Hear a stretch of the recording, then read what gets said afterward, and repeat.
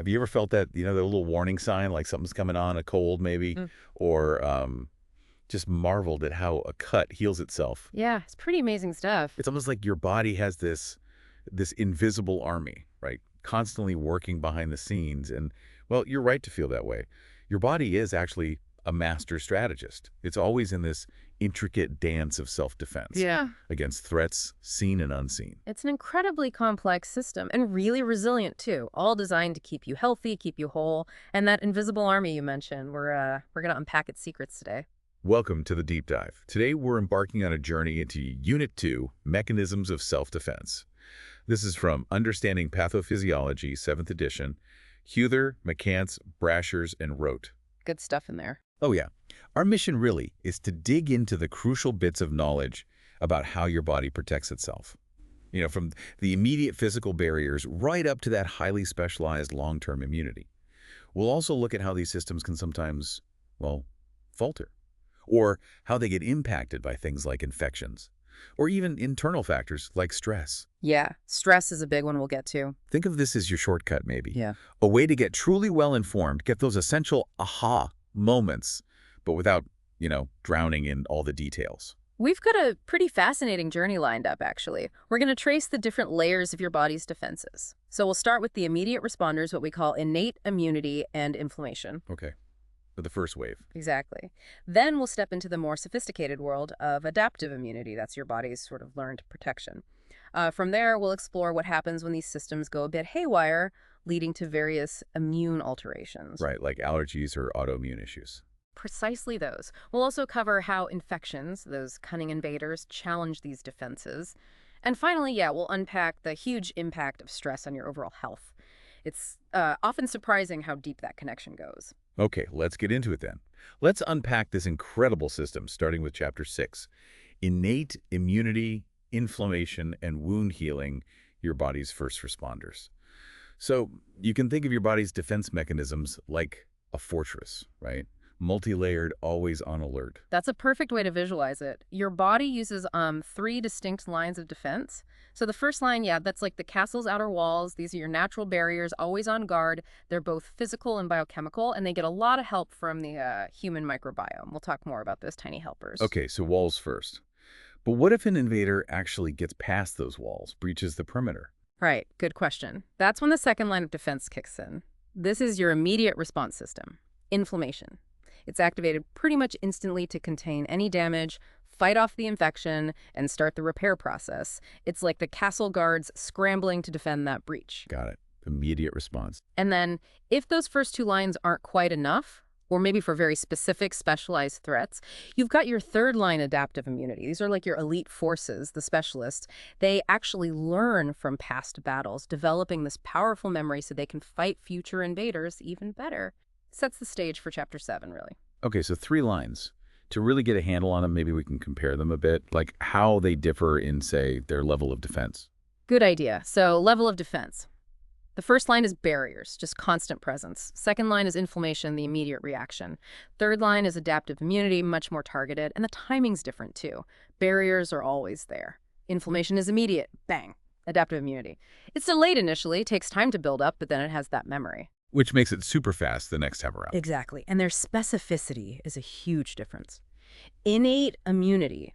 The barriers and inflammation, it's broadly specific. It recognizes common danger signals, sort of general patterns of threat. But adaptive immunity, whoa, it's incredibly specific. It targets unique molecular signatures on invaders. Which explains the memory aspect, right? Yeah. Innate doesn't remember specifics. Precisely. Innate immunity has no memory of past invaders.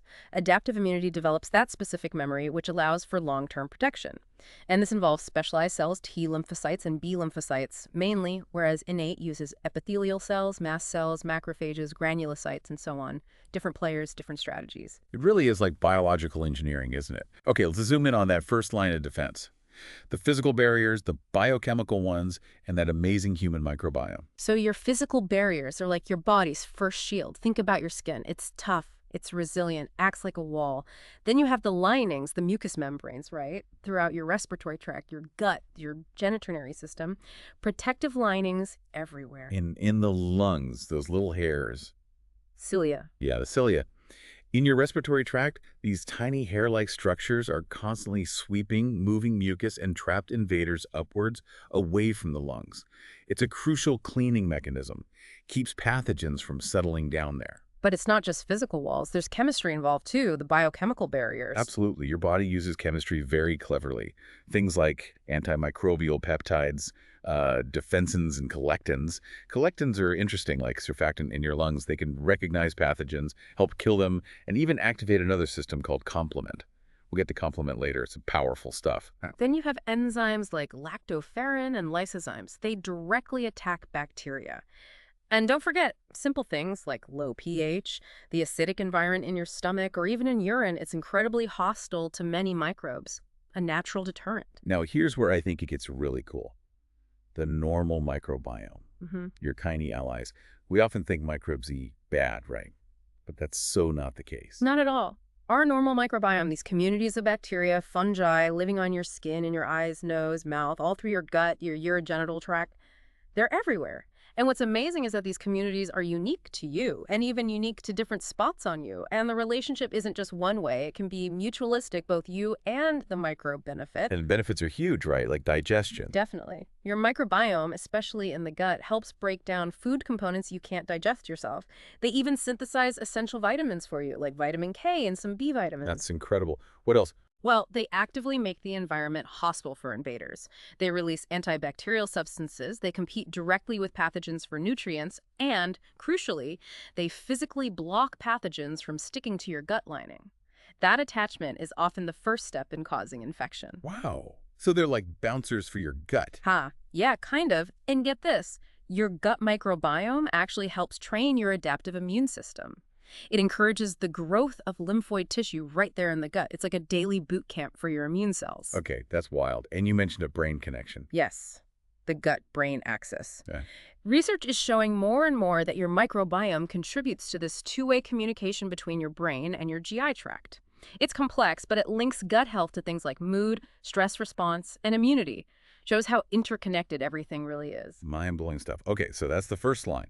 Amazing. But if those defenses are breached, then we get to the second line. Inflammation, the body's emergency response. Right. Inflammation often gets a bad rap because, let's face it, it can be uncomfortable. Pain, swelling. Yeah, nobody likes it. But its purpose is absolutely vital. It's there to protect you from further injury, fight off any infection that got through, and actively promote healing. It's your body's immediate cleanup crew and damage control team all rolled into one.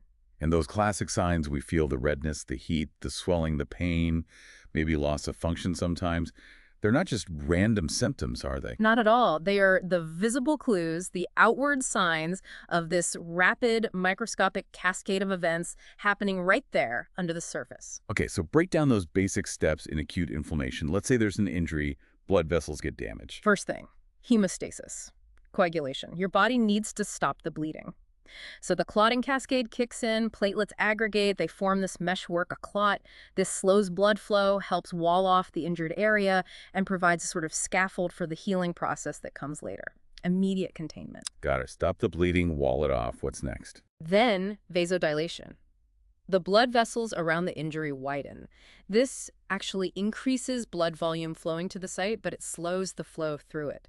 Gives more time for fluids, chemicals, and important cells to move out of the vessels and into the tissues where they're needed. And that increased blood flow is what causes the redness and the warmth you feel. Okay, so wider pipes, slower flow, more stuff gets delivered, and the swelling. That comes from increased vascular permeability. The walls of those blood vessels become leaky, more porous. This is because the cells lining the vessels contract slightly, creating little gaps. Fluid, which we call exudate, leaks out through these gaps into the surrounding tissues. That causes the swelling, the edema. And the immune cells, how do they get there? That's the next crucial step, white blood cell adhesion. Leukocytes, your white blood cells, start sticking to the inside walls of those leaky blood vessels. Then they squeeze through the gaps, migrate into the injured tissue. This is how you draw in the key players, the phagocytes like neutrophils and macrophages, to target the foreign microbes and start cleaning up the mess. So even though it feels bad, inflammation is actually protective. Absolutely. It dilutes any toxins released by bacteria or dying cells. It activates these powerful plasma protein systems, we'll talk about those next, to contain and destroy microbes. And it brings in those phagocytes, the eaters, to remove cellular debris and the pathogens themselves. It stops things from getting worse. Okay, you mentioned plasma protein systems. Let's dive into those. How does the body orchestrate this whole response? It's fascinating. There are three key systems, all interconnected cascades happening in your blood plasma. The complement system, the clotting system, and the kinin system. And they all work similarly, like dominoes. Yeah, that's a good analogy. They mostly exist as inactive forms, proenzymes, just circulating peacefully in your blood. But when there's tissue damage or infection, they get activated, usually in a specific sequence, one activating the next, a cascade. Let's start with the complement system. Sounds important. What does it do? Oh, it really packs a punch. Think of it as your body's seek and destroy and alarm system, all in one. Once activated, it has several major effects. Some components can assemble to form a complex that literally punches holes in bacterial membranes, causing them to burst. Direct killing. Wow. Yeah. Another key product, C3b, acts as an opsonin. It coats bacteria, essentially tagging them, making it much easier for phagocytes to recognize and grab them, like painting a target on them. So it helps the cleanup crew. Exactly. And other fragments, C3a and C5a, act as powerful chemical signals. They're chemotactic, meaning they attract other immune cells, like neutrophils, to the site of inflammation like a chemical magnet. And they're also anaphylaxis. They cause mast cells to rapidly release histamine. Ah, histamine again, leading to vasodilation and leakiness. Right, it amplifies that initial inflammatory response. And this complement system, it can be activated in different ways. The classical pathway gets triggered by antibodies, linking it beautifully to the adaptive immune system we'll discuss later. But the alternative pathway can be activated directly by substances found on the surface of microorganisms themselves, even without antibodies being present. This gives innate immunity a way to immediately activate complement. That makes sense. Quick response needed. And problems with this system can cause disease. Absolutely. Conditions like hereditary angioedema caused by a defect in a complement inhibitor lead to excessive swelling because the system isn't properly controlled. Shows just how vital that balance is. Okay, what about the clotting system? We know it stops bleeding. Yes, but it does more. That fibrin meshwork it forms doesn't just plug the hole, it also traps microorganisms, preventing them from spreading. And like we said, it provides that crucial scaffold for tissue repair later on. It's cleverly integrated. And the third one, the kinin system. The key player here is bradykinin. When the kinin system is activated, bradykinin is produced, and it does several things. It causes vasodilation, increases vascular permeability, adding to the swelling, and importantly, it directly stimulates nerve endings, causing pain. That pain signal is a critical warning sign. These systems are clearly powerful. How does the body keep them in check? Prevent them from running wild? Great question. Because they are so powerful, there have to be tight control mechanisms. Your body has specific enzymes, things like carboxypeptidase, kinases, C1 inhibitor, whose job it is to break down the active components or inhibit the activation steps. This ensures the response is appropriate to the injury and doesn't cause excessive widespread damage. It's all about balance. Okay, so we've got the plasma proteins orchestrating things. Let's talk about the actual cells involved. Yeah. The cellular components of inflammation. The immune cells on the ground. Right. Many different cell types get involved when there's damage. They sense the danger signals through specific cell surface receptors, which are like their detectors or antenna. What kind of receptors? One really important group is the pattern recognition receptors, or PRRs. These are the lookouts. They're designed to recognize common molecular patterns found on microbes, PMPs, or released from damaged cells, DAMPs. Think of toll-like receptors, TLRs, as a key example. There are also scavenger receptors, mainly on macrophages, which help them grab onto and gobble up bacteria, damaged cells, even unwanted stuff like oxidized LDL cholesterol. And these cells need to communicate too, right? They do, and that's where cytokines come in. We mentioned them briefly before. They're the communication network, small, soluble signaling molecules. Cells secrete them to talk to each other, regulating both innate and adaptive immunity. Some are pro-inflammatory, driving the response forward, while others are anti-inflammatory, helping to calm things down later. Some cytokines, like TNF-alpha, IL-1, and IL-6, are major pro-inflammatory players. And TNF-alpha, you said, has widespread effects. Yes, TNF-alpha is released in response to almost any injury or infection. Systemically, it can induce fever, cause the liver to produce certain proteins called acute phase reactants, contribute to muscle wasting in chronic conditions, what we call cachexia, and in severe cases promote dangerous blood clotting inside vessels. It highlights how a local response can have body-wide consequences. Let's circle back to mast cells. You called them instigators. Why are they so central? Mast cells are strategically positioned in connective tissues, right near blood vessels. They get activated very quickly by physical injury, chemicals, or even by immune mechanisms like IgE antibodies and allergies. Their key move is immediate degranulation. They just dump their contents. Pretty much. They rapidly release preformed mediators stored in their granules. The main one is histamine. Histamine acts fast within minutes, causing bronchial constriction, think asthma, increasing vascular permeability, causing swelling edema, and vasodilation, redness sheet. They also release chemotactic factors that specifically call in other immune cells, like neutrophils and eosinophils, directing traffic to the trouble spot. But that's not all they do. They make stuff later, too. Correct. They also start synthesizing new mediators in response to the activation signal. Things like leukotrienes, which have effects similar to histamine but are slower to act and last longer, and prostaglandins. Prostaglandins increase vascular permeability, attract neutrophils, and importantly, they cause pain. This happens via an enzyme called cyclooxygenase, or KOX. KOX Yeah. inhibitors, Yeah, like aspirin or ibuprofen. exactly. NSAIDs block COX activity, which reduces prostaglandin production, hence reducing inflammation and pain. But there are different types of KOX. KOX2 is mainly linked to inflammation, while COX1 has protective roles, like in the stomach lining. That's why some NSAIDs can cause stomach problems or affect blood clotting. It's complex. Okay, so mast cells are key early players. What about the phagocytes, the cleanup crew? Right, the eaters. The first ones to arrive in large numbers are neutrophils. They show up within 6-12 hours, ready to ingest bacteria and cellular debris. They're powerful but short-lived, and their remnants contribute to the formation of pus. And then the macrophages. Yes. Monocytes circulate in the blood, but when they migrate into inflamed tissues, they mature and enlarge into macrophages. Macrophages are long-lived, highly phagocytic workhorses.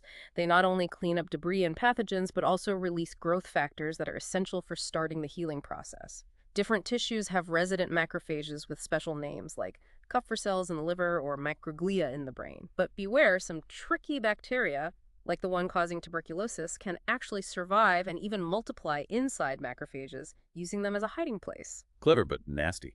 And dendritic cells. Dendritic cells are also phagocytic, but their main role is acting as crucial messengers. They engulf invaders, process them, and then travel to lymph nodes to present pieces of the invader, the antigens, to T lymphocytes. This is a key step in initiating the adaptive immune response. They bridge the innate and adaptive systems.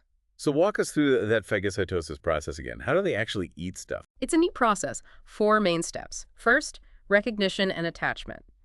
The phagocyte has to see and grab onto its target. This step is made much more efficient by opsonization, coating the target with molecules like complement C3b or antibodies.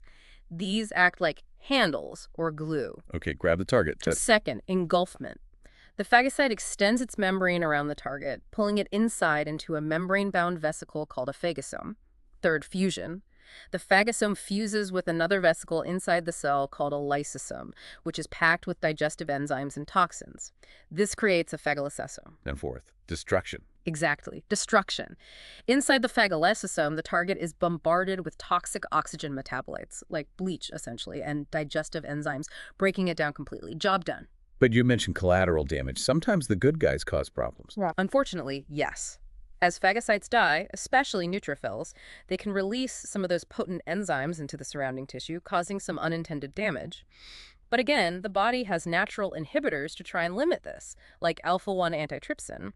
If someone has a genetic deficiency in alpha-1 antitrypsin, they can develop chronic lung inflammation and emphysema because that protective mechanism is faulty. Shows the importance of control. Okay, let's shift focus slightly to duration. Acute versus chronic inflammation. What's the difference? Acute inflammation is the short-term response we've mostly been talking about. It's usually self-limiting, resolves within, say, 8 to 10 days, maybe a couple of weeks.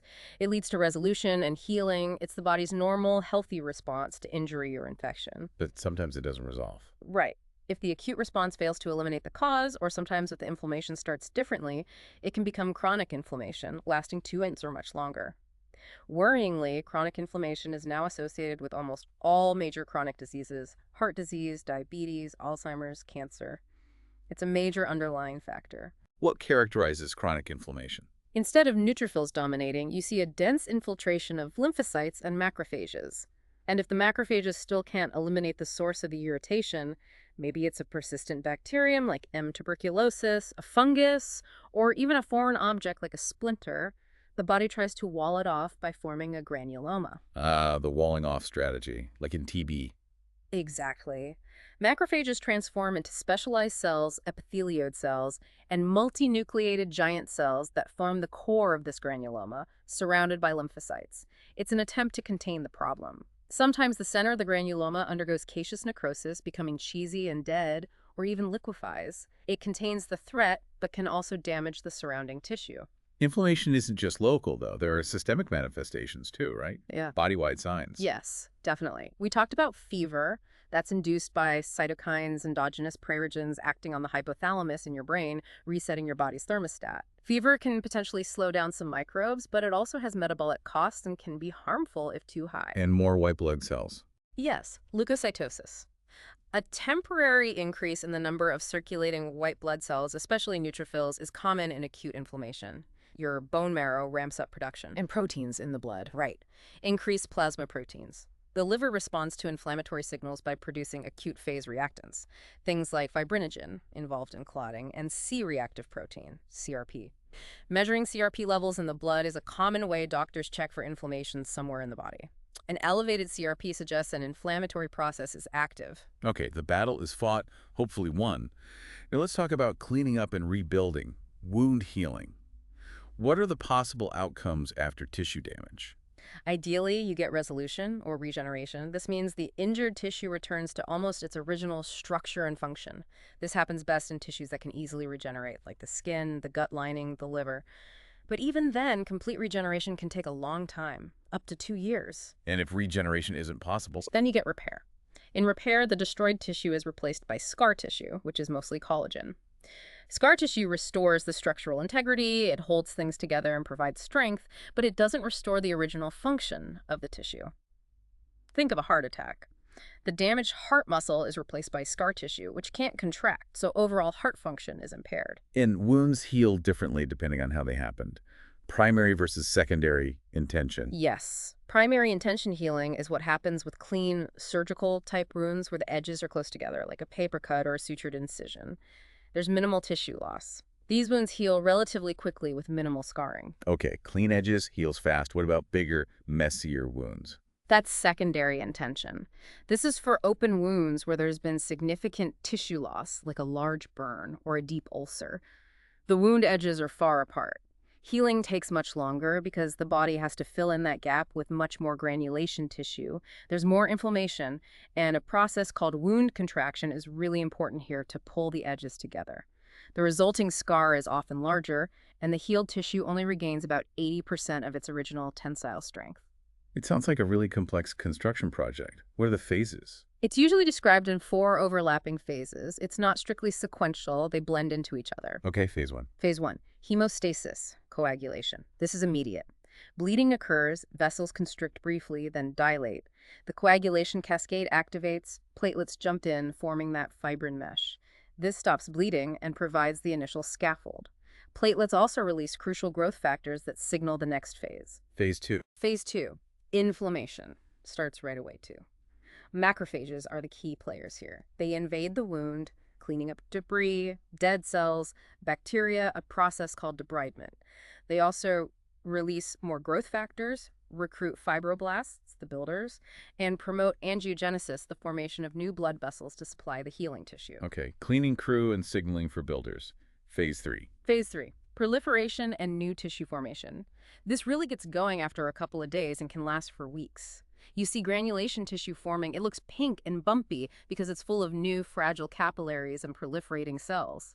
Epithelialization happens, where skin cells migrate from the edges to cover the wound surface. Keeping a wound moist helps this. And the fibroblasts get busy, secreting collagen and other connective tissue proteins to rebuild the matrix. Collagen synthesis needs things like iron, vitamin C, and oxygen. And wound contraction happens here too.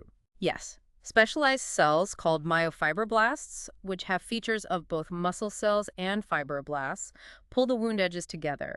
This wound contraction is noticeable around 6-12 days after injury and is especially vital in secondary intention healing to reduce the size of the defect. Okay, rebuilt framework. What's the final phase? Phase 4. Remodeling and maturation. This can take weeks, months, even up to 2 years. It's about strengthening and refining the scar. Fibroblasts continue to deposit collagen, but now it gets reorganized into a more ordered, stronger matrix. The dense network of capillaries gradually disappears, so the scar becomes less red and eventually avascular, lacks blood supply. The scar continues to gain tensile strength over this period, reaching about 2/3 of its maximal strength in 2-3 weeks, but slowly improving after that.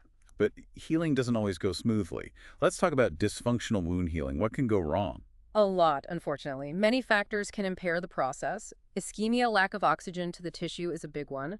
Oxygen-deprived tissue is vulnerable to infection and cell death, and you need oxygen for collagen synthesis. Excessive bleeding can cause problems. Large clots act as physical barriers to healing and are breeding grounds for bacteria. Also, significant blood loss can inhibit the inflammatory response needed to start healing.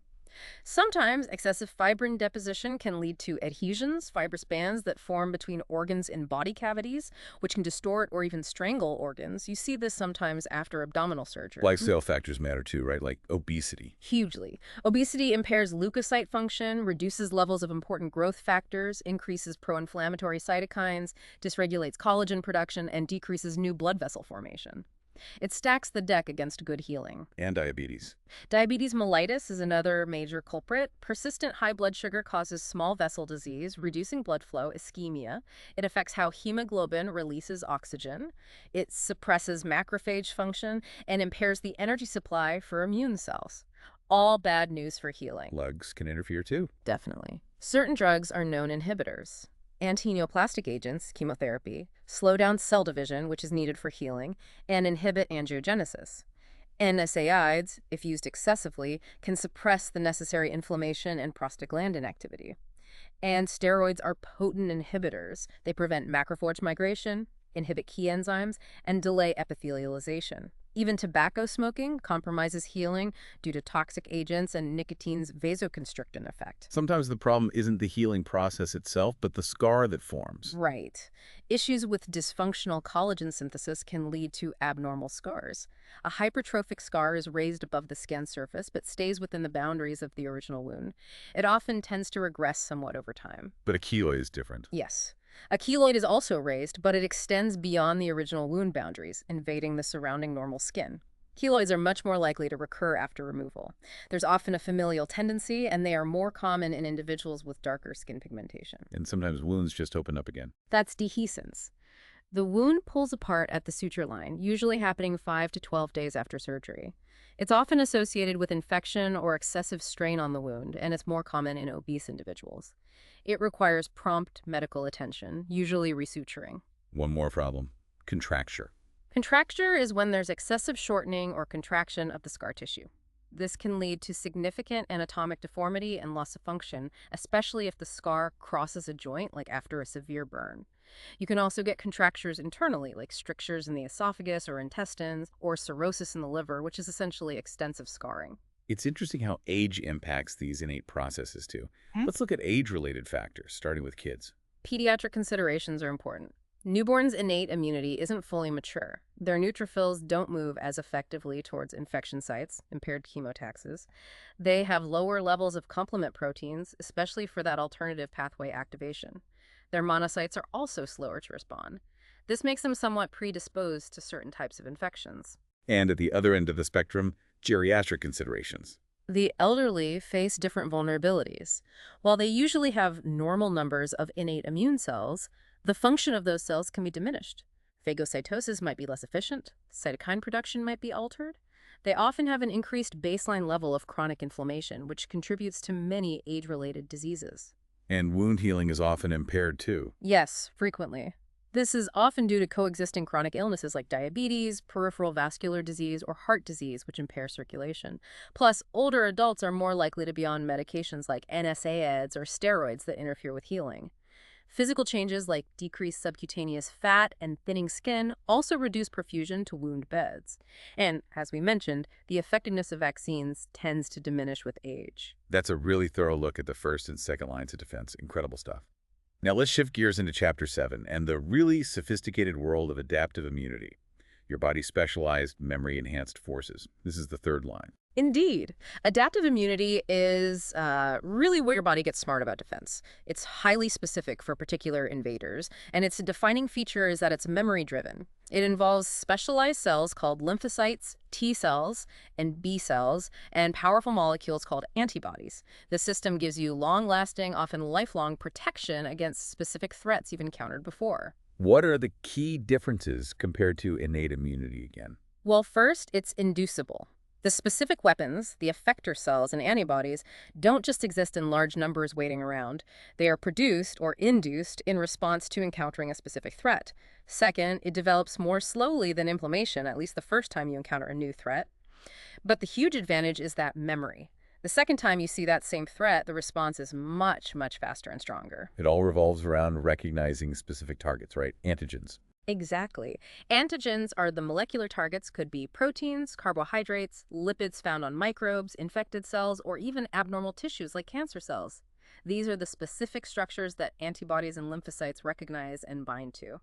And the main cellular players, as I said, are lymphocytes. T lymphocytes, T cells, which mature in your thymus gland, and B lymphocytes, B cells, which mature in the bone marrow. And the specificity is just mind-boggling. It really is. Get this, each individual T cell or B cell is programmed, before it ever even sees an antigen, to recognize only one specific antigenic shape. Your body generates an enormous repertoire of these specific cells, estimated to recognize something like 10 to the power of 8 different antigens. It's like having a unique key for almost every possible lock. Wow, how does that happen? It seems like two phases. Right. 2 critical phases. First is the generation of clonal diversity. This happens primarily in the bone marrow for B cells and the thymus for T cells, before you ever encounter an antigen. It's the process of creating that huge variety of specific antigen receptors on the surface of your lymphocytes. It's like building the massive library of keys. In the second phase. That's clonal selection. This phase is initiated after an antigen enters your body. From that vast library, the lymphocytes that have the specific receptors for that particular antigen are selected. They get activated, they multiply rapidly, clonal expansion, and they differentiate into 2 main types of cells. Effector cells, which do the immediate fighting, and long-lived memory cells, which provide that crucial future immunity. This clonal selection process involves a lot of intricate collaboration between different immune cells. And this leads to the 2 main branches of adaptive immunity, humoral and cellular. Correct. Humoral immunity is primarily mediated by antibodies, which are proteins produced by B cells, specifically plasma cells, that circulate in your body fluids, your humors, hence the name. Antibodies are great at neutralizing or eliminating extracellular threats, like bacteria floating in your blood or toxins. Think of it as your antibody missile defense system. Cellular. Cellular immunity, or cell-mediated immunity, is driven mainly by specialized T cells. These effector T cells directly attack your own body cells that have become infected with intracellular pathogens, like viruses, or cells that have become cancerous. It's like a targeted ground force that eliminates compromised cells. We also hear about active versus passive immunity. What's the difference there? That's about how you acquire the immunity. Active immunity develops when your own immune system is stimulated by an antigen and produces its own antibodies and memory cells. This happens naturally after infection or artificially through vaccination.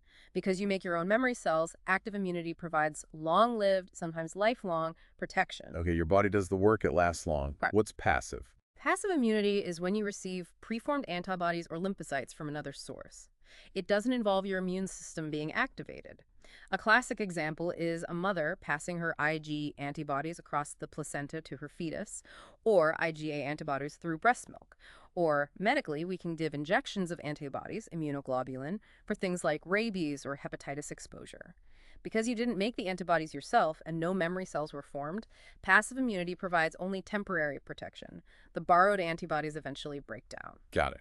Active is long-lasting, passive is temporary. So let's dig into that clonal selection process. How does it actually start when an antigen shows up? Well, most antigens can't just directly stimulate lymphocytes. They need to be processed and presented in a specific way. This job falls to antigen-presenting cells, or APCs. The main professional APCs are dendritic cells, macrophages, and even B cells themselves. How do they present them? APCs engulf the antigen, break it down into smaller fragments, and then display these fragments on their cell surface nestled within special molecules called major histocompatibility complex, MHC molecules. In humans, these are also called human leukocyte antigens, or HLAs. Think of MHC molecules as the display cases for antigens. And there are different types of MHC. Yes, two main classes. MHC class I molecules are found on the surface of virtually all your nucleated cells, so not red blood cells. They primarily display fragments of endogenous antigens, proteins made inside the cell, like viral proteins if the cell is infected, or abnormal proteins if the cell is cancerous. MHC class I presents these internal threats mainly to T cytotoxic TC cells, your killer T cell. Okay, class I for internal threats alerts the killer T cells. What about class 2? MHC class II molecules are normally found only on the surface of those professional APCs, dendritic cells, macrophages, B cells. They primarily display fragments of exogenous antigens that came from outside the cell and were engulfed by the APC, like bacteria that were phagocytosed. MHC class II presents these external threats mainly to T helper Th cells. The T helper Th cells. You called them the conductors earlier. Why are they so important? They really are central orchestrators. A T cell gets activated when its unique T cell receptor, TCR, recognizes the specific antigen fragment presented by an MHC class II molecule on an APC, but that's not enough. It also needs co-stimulatory signals from the APC and signals from cytokines like IL-1. Once fully activated, the T cell starts secreting its own cytokine, IL-2, which acts back on itself, promoting its own proliferation and maturation. It basically revs itself up. Then it helps other cells. Exactly. Activated Th cells then differentiate into various subsets that provide help to other immune cells. Th1 cells primarily help activate macrophages and assist to TC cells in cell-mediated immunity. H2 cells primarily help B cells develop into antibody-producing plasma cells for humoral immunity.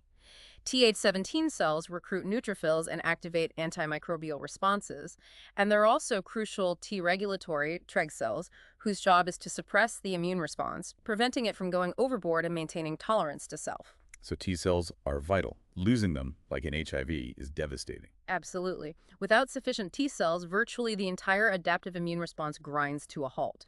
That's why people with untreated AIDS become susceptible to so many opportunistic infections. Now, what about those weird superantigens you mentioned? They mess this whole process up. They do. Superantigens are toxins, often from bacteria like Staphylococcus aureus. They bypass the normal, highly specific antigen presentation process.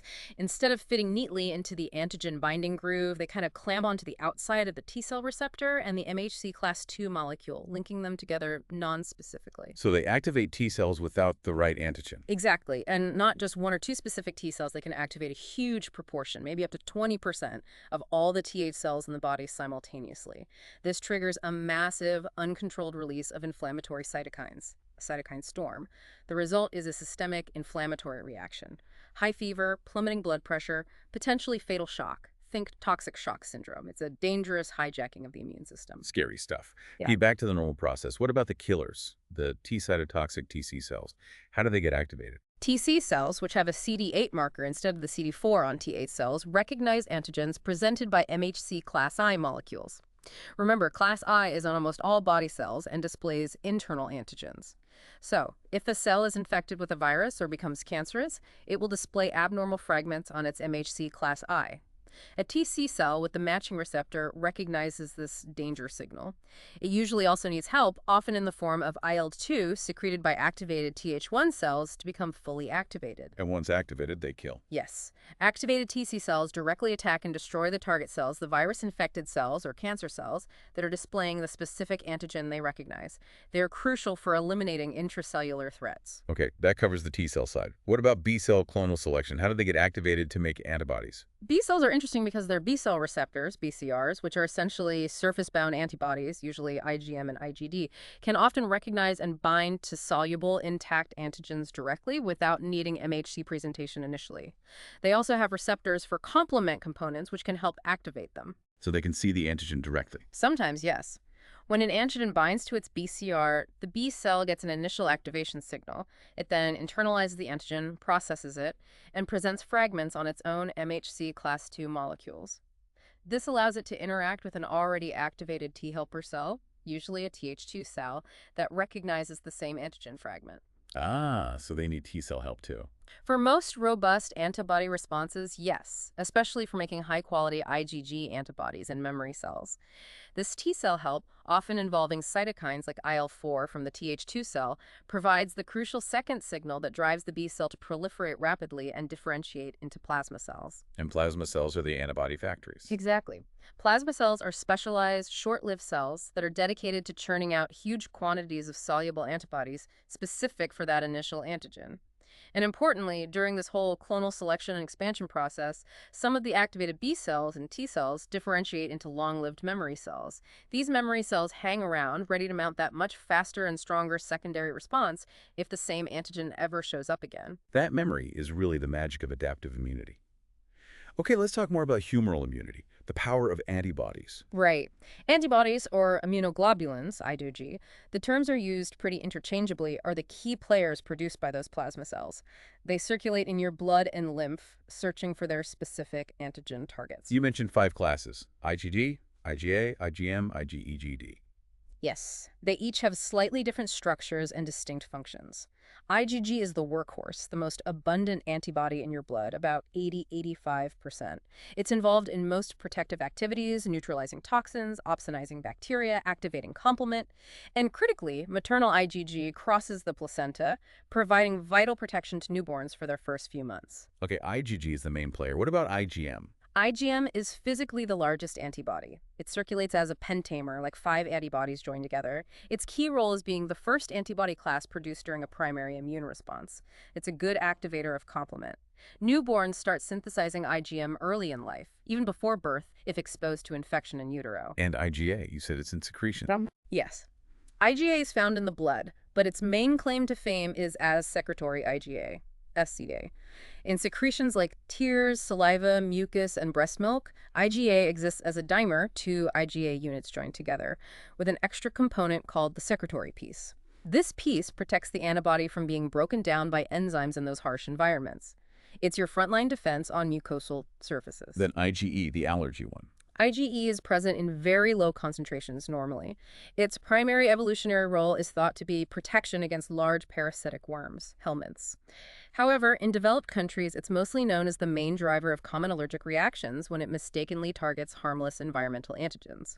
It has a unique ability to bind strongly to receptors on mast cells. And the last one, IgD. IgD is found mainly on the surface of developing B cells, where it functions as one type of B cell antigen receptor, along with IgM. Its role in circulation is less clear. They all have a similar basic structure though, right? Yes, the basic antibody unit is a Y-shaped molecule. It has 2 identical Fab, antigen binding fragments. These are the arms of the Y, and they contain the variable regions that actually bind to the specific antigen. The specificity lies here. The third fragment is the Fc, crystalline, fragment, the stem of the Y. The Fc region determines the antibody's class, IgG, IgA, etc., and is responsible for most of its biologic functions, like interacting with complement proteins or binding to Fc receptors on immune cells, like macrophages or mast cells. So Fab binds the antigen, FCC determines the function. How exactly do antibodies protect us? They work through both direct and indirect mechanisms. Directly, they can perform neutralization. This means they bind to viruses or bacterial toxins and physically block them from attaching to or entering host cells. Think of antibodies acting as antitoxins against tetanus or diphtheria toxins. They can also cause pathogens to clump together, agglutination, or make soluble antigens fall out of solution, precipitation, making them easier targets for cleanup. And indirectly, using that FC part. Right. The indirect mechanisms involve activating other parts of the immune system via the FCE portion. Antibodies, especially IgM and IgG, are potent activators of the classical complement pathway. And antibodies, particularly IgG, act as excellent opsonins. Phagocytic cells have Fc receptors that bind to the antibody Fc regions coding a pathogen, greatly enhancing phagocytosis. IgG is really the best opsonin. You mentioned monoclonal antibodies earlier in context of therapy. Yes. These are antibodies produced in the lab from a single clone of B cells. Because they all come from one clone, they are identical and have a single, very specific antigen target.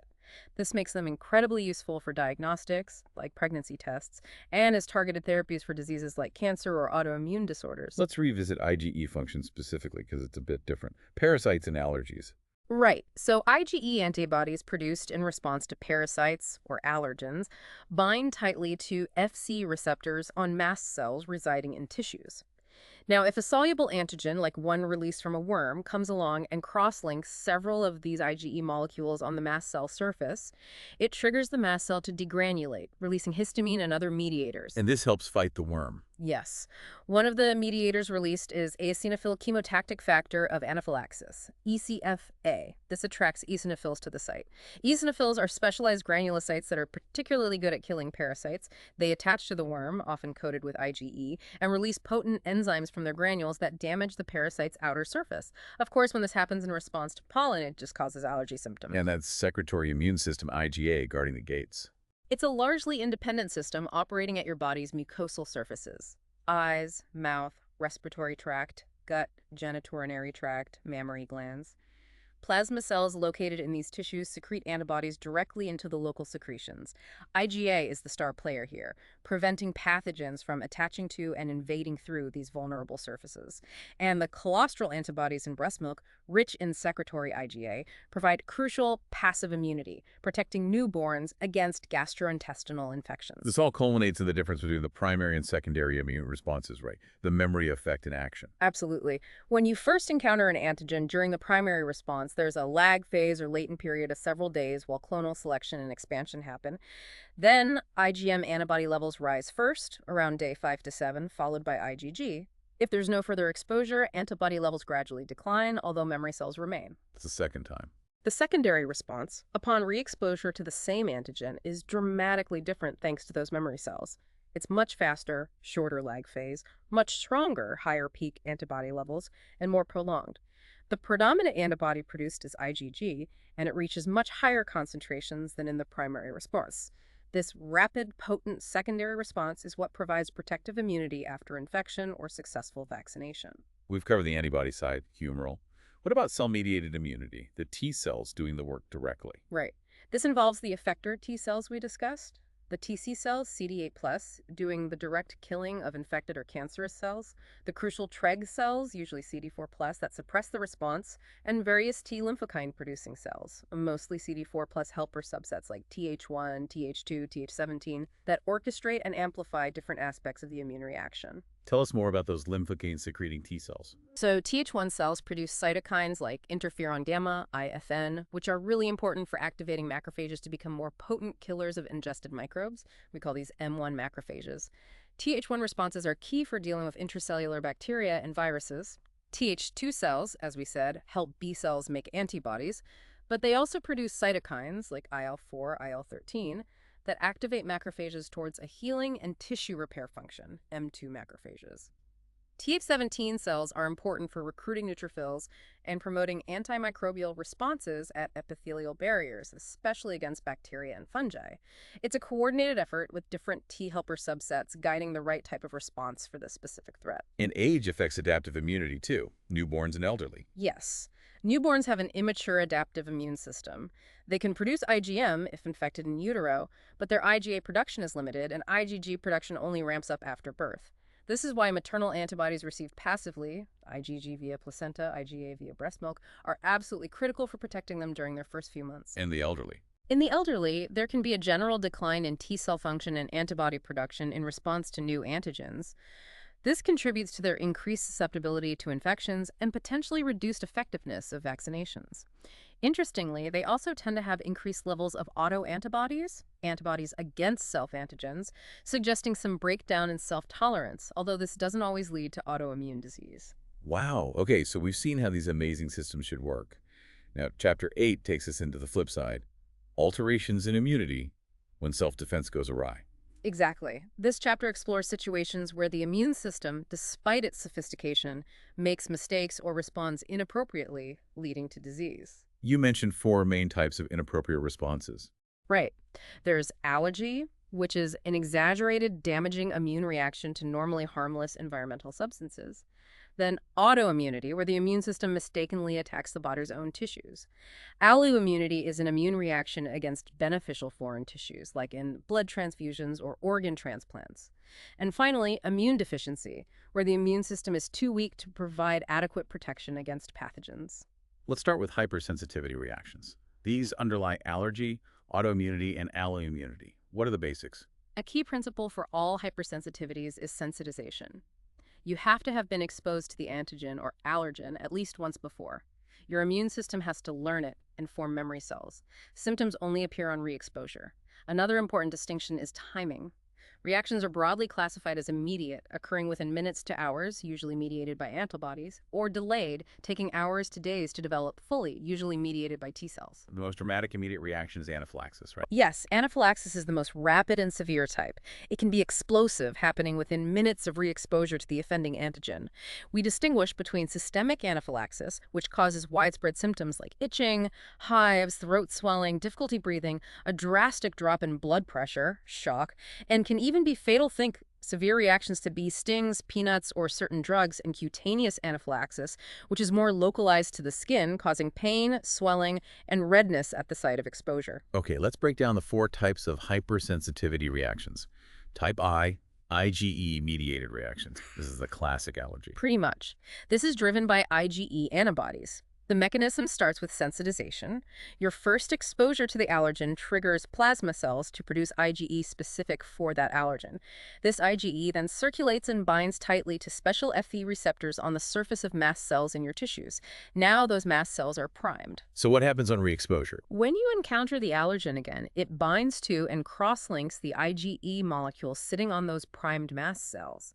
This cross-linking is the trigger signal that causes the mast cells to rapidly degranulate, releasing a flood of performed mediators, most importantly, histamine. And histamine causes the symptoms. Right.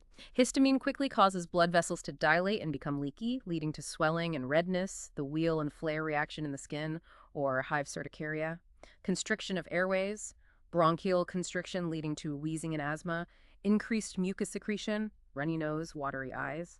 Common clinical manifestations include allergic rhinitis, hay fever, asthma, food allergies, and eczema. People prone to these reactions are often described as having atopy, a genetic predisposition. You mentioned peanut allergy earlier. Is there anything new there? Yes, it's the leading cause of food-induced anaphylaxis in kids. Interestingly, older advice was to avoid peanuts in early childhood, but recent studies suggest the opposite might be true, that carefully controlled early exposure around 4 to 6 months in high-risk infants can actually reduce the risk of developing the allergy, possibly by promoting tolerance. It's a shift in thinking. Fascinating. And bee stings are another classic type I example. Yes, a sting injects venom containing allergens. In a sensitized person, this triggers widespread mast cell degranulation, leading to potentially life-threatening systemic anaphylaxis. This is why people with known bee sting allergies carry epinephrine auto-injectors, EpiPens. Epinephrine acts quickly to counteract the effects of histamine and other mediators, especially on the airways and blood pressure. Antihistamines are less effective in severe reactions once the cascade has started. Okay, that's type 1. What about type 2, tissue-specific reactions? In type 2 hypersensitivity, the damage is usually directed against specific cells or tissues. It's mediated by antibodies, typically IgG or IgM, that bind to antigens expressed on the surface of particular target cells or within the extracellular matrix of a specific tissue. And how do these antibodies cause damage? There are several mechanisms. One is complement-mediated lysis. The antibody binds to the cell surface, activates the classical complement pathway, leading to the formation of the membrane attack complex, which punches holes in the cell, causing it to burst. This happens in mismatched blood transfusions or some autoimmune hemolytic anemias. So direct destruction. What else? The antibodies can act as opsonins, coating the target cells and making them easily recognized and destroyed by phagocytes, macrophages, via their SC receptors. This happens, for example, when antibodies target platelets or red blood cells, often leading to their removal in the spleen. Third, antibodies deposited on tissues can activate complement, attracting neutrophils. These neutrophils then release their toxic enzymes and reactive oxygen species, causing damage to the healthy tissue nearby. This contributes to injury in conditions like sepsis or acute respiratory distress syndrome. Okay, complement, phagocytosis, neutrophil damage. Any others? Yes, 2 more interesting ones. Antibody-dependent cell-mediated cytotoxicity, ADCC, where NK cells or other cytotoxic cells recognize antibody-coded target cells via Fc receptors and kill them directly. This plays a role in fighting some infections and potentially tumors, but also in transplant rejection. And finally, antibodies can modulate or block normal receptor function. Instead of causing destruction, they bind to cell surface receptors and either block the normal signal, like antibodies blocking acetylcholine receptors in myasthenia gravis, causing muscle weakness, or inappropriately stimulate the receptor, like antibodies stimulating the TSH receptor in Graves' disease, causing hyperthyroidism. Very diverse mechanisms for type 2. Now, type 3, immune complex-mediated reactions. What's different here? In type 3, the problem isn't antibodies binding directly to tissues. Instead, antigen-antibody complexes, immune complexes, form in the circulation. If these complexes aren't cleared effectively, particularly the intermediate-sized ones, they can get trapped and deposit in various tissues, especially in places with high blood filtration rates or turbulent flow, like the small blood vessels in the kidneys, glomeruli, joints, or skin. And what happens once they deposit? Once deposited, these immune complexes are potent activators of the complement cascade. Complement activation generates fragments that attract neutrophils to the site.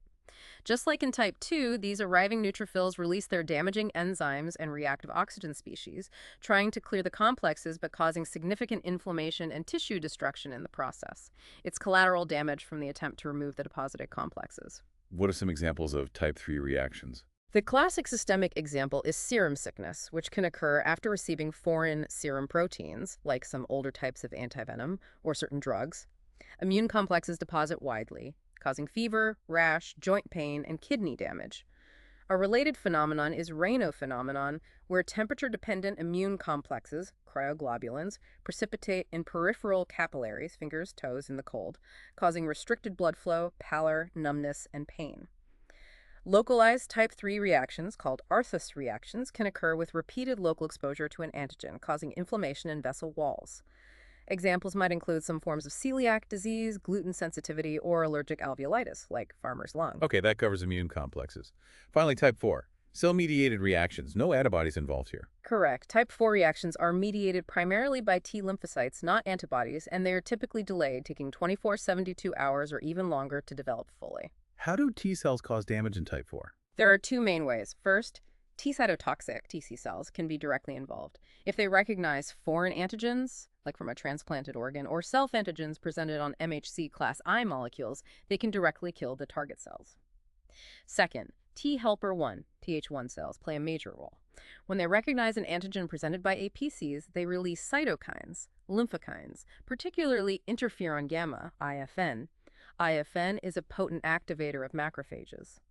These activated macrophages then become the main effectors of tissue damage, releasing lysosomal enzymes, reactive oxygen species, and pro-inflammatory cytokines that cause inflammation and destruction.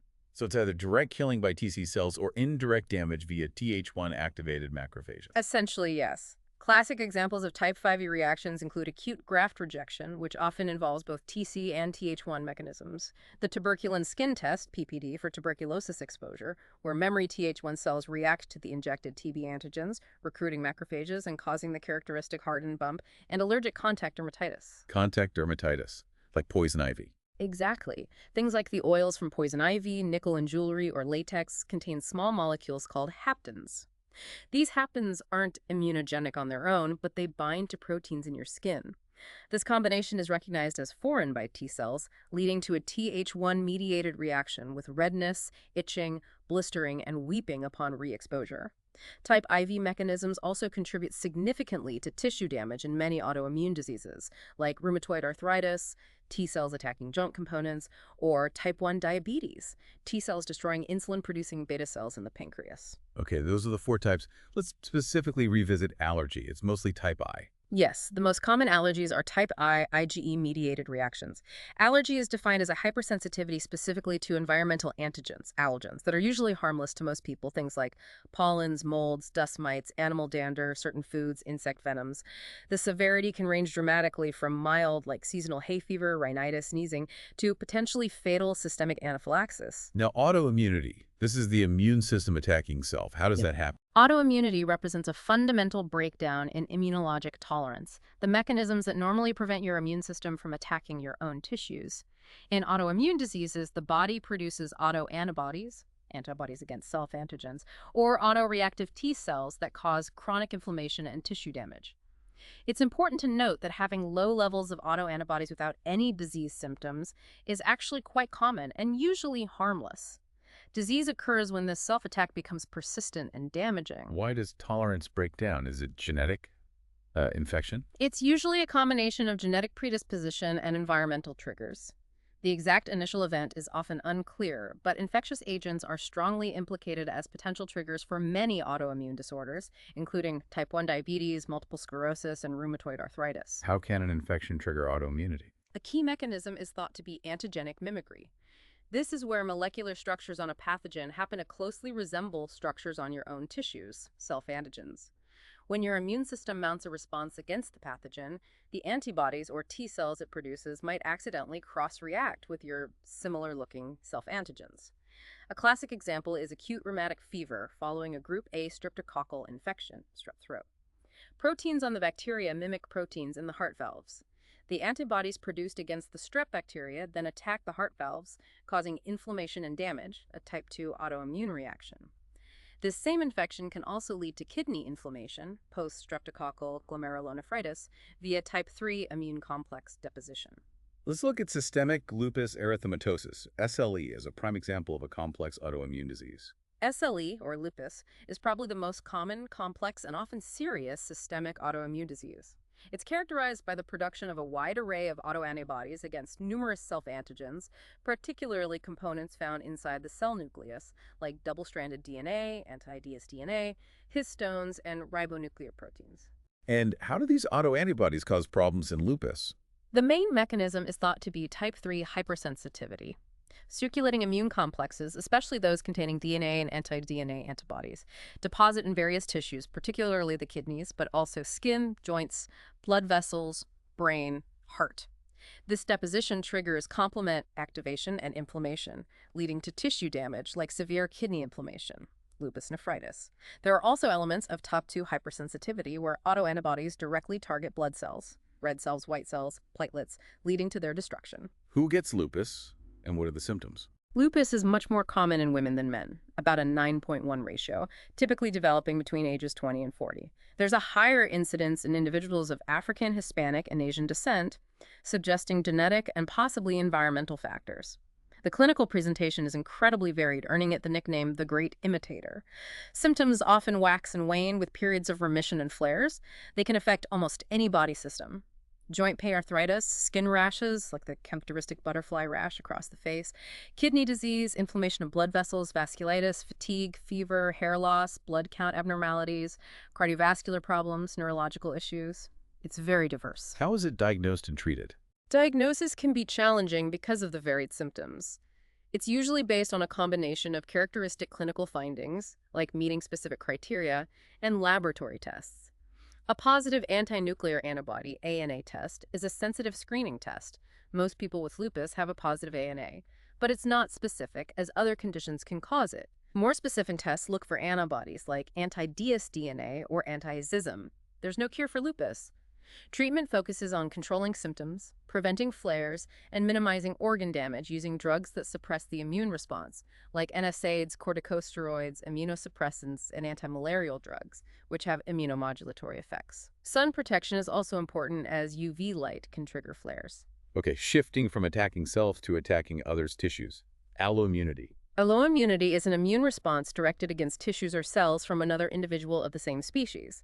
The antigens triggering this response are called alloantigens, or sometimes isoantigens. They are non-self antigens, but from the same species. Where do we see alloimmunity? The main contexts are blood transfusions, transplanted organs or tissues, and sometimes during pregnancy, where the mother's immune system might react against fetal antigens inherited from the father. The key targets are blood group antigens and HLAs. Exactly. The ABO blood group antigens on red blood cells and the RH antigens are major alloantigens in transfusions. For tissue and organ transplantation, the major histocompatibility complex, MHC molecules, which we call human leukocyte antigens, HLAs, in humans, are the primary targets for rejection. Let's revisit transfusion reactions. The ABO system is critical. Absolutely. Your ABO blood type is determined by which antigens, A or B, are present on your red blood cells. You also naturally develop antibodies, mostly IgM class, in your plasma against the ABO antigens you lack. So type A people have A antigen and anti-B antibodies.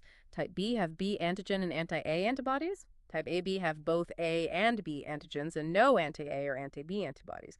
Type O people have neither A nor B antigen, but have both anti-A and anti-B antibodies. Which explains universal donors and recipients. Precisely.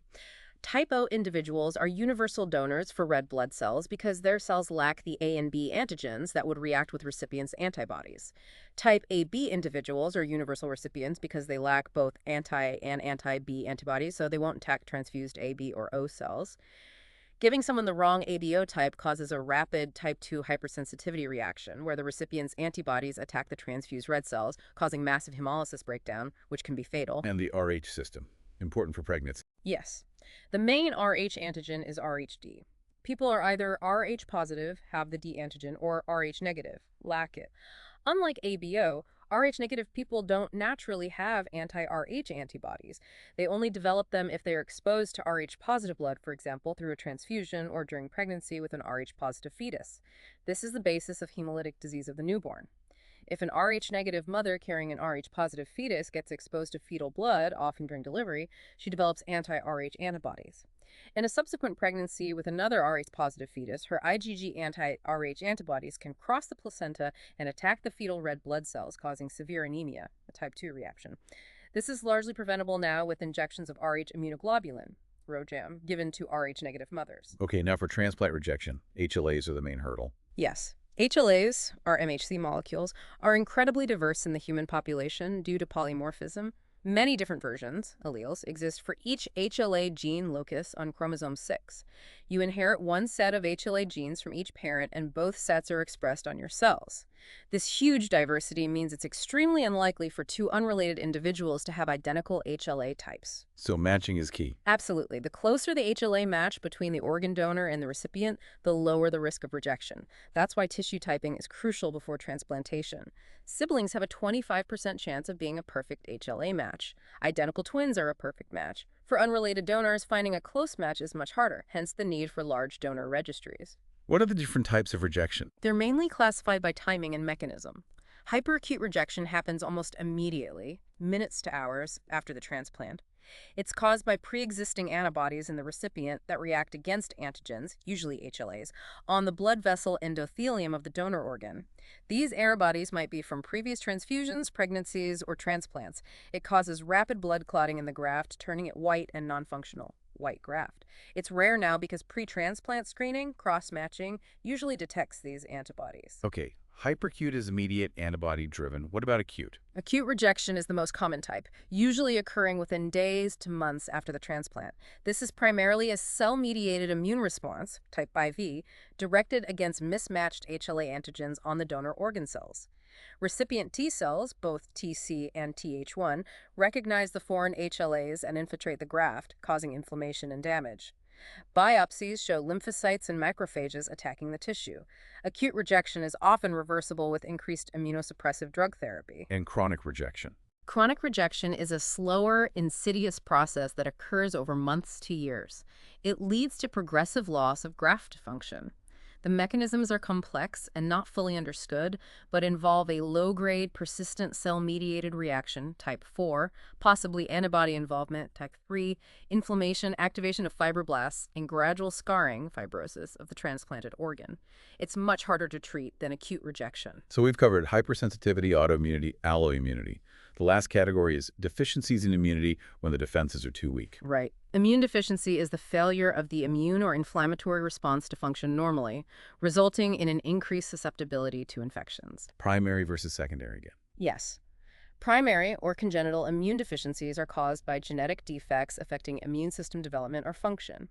They are relatively rare individually. Secondary or acquired immune deficiencies are much more common and are caused by another condition, things like infections, HIV is the prime example, malnutrition, cancers, medical treatments like chemotherapy or immunosuppressants, stress, or even normal physiological states like aging or infancy. What's the main clue that someone might have an immune deficiency? The clinical hallmark is a tendency to develop unusual or recurrent severe infections.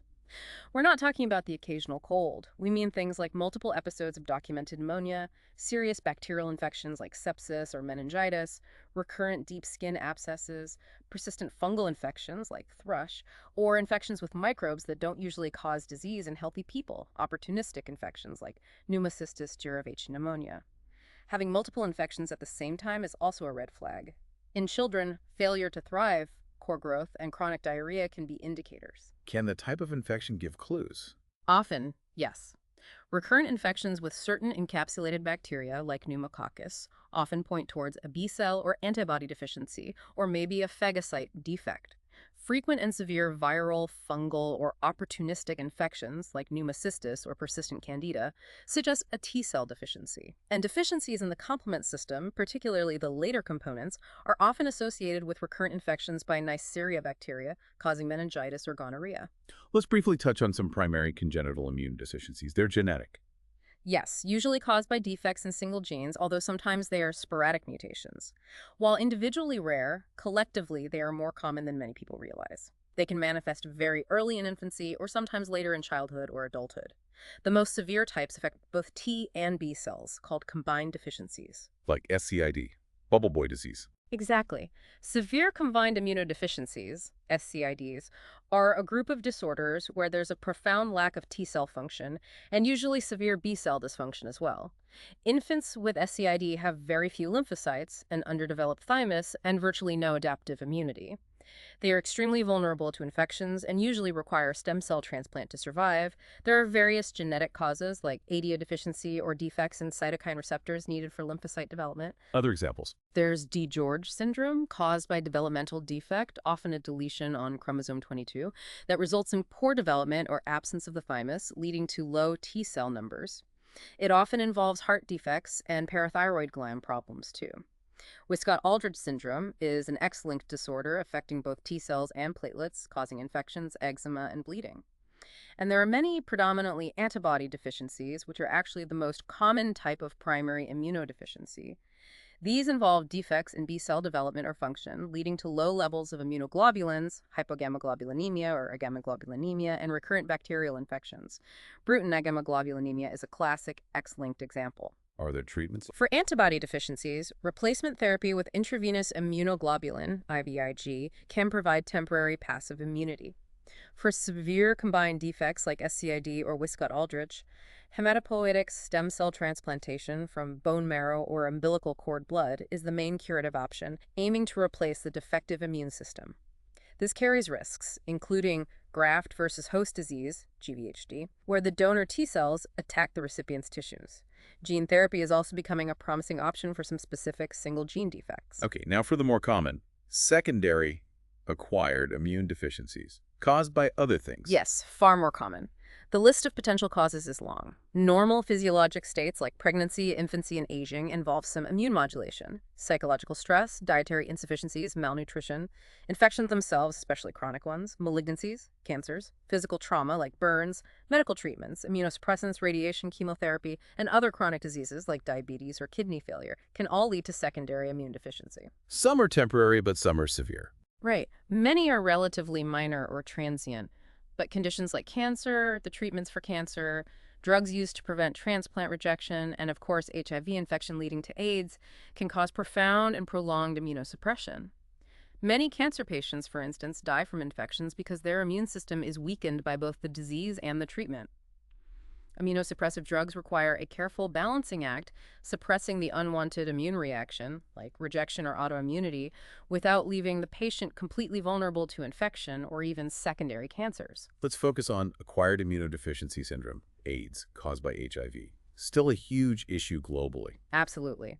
While antiretroviral therapy has dramatically changed the outlook in many parts of the world, transforming HIV into a manageable chronic condition for many, it remains a major public health crisis globally, especially where access to treatment is limited. How is it transmitted and how does it cause disease? HIV is transmitted primarily through blood and blood products, like sharing needles for IV drug use, sexual contact, the most common route worldwide, and from mother to child during pregnancy, delivery, or breastfeeding.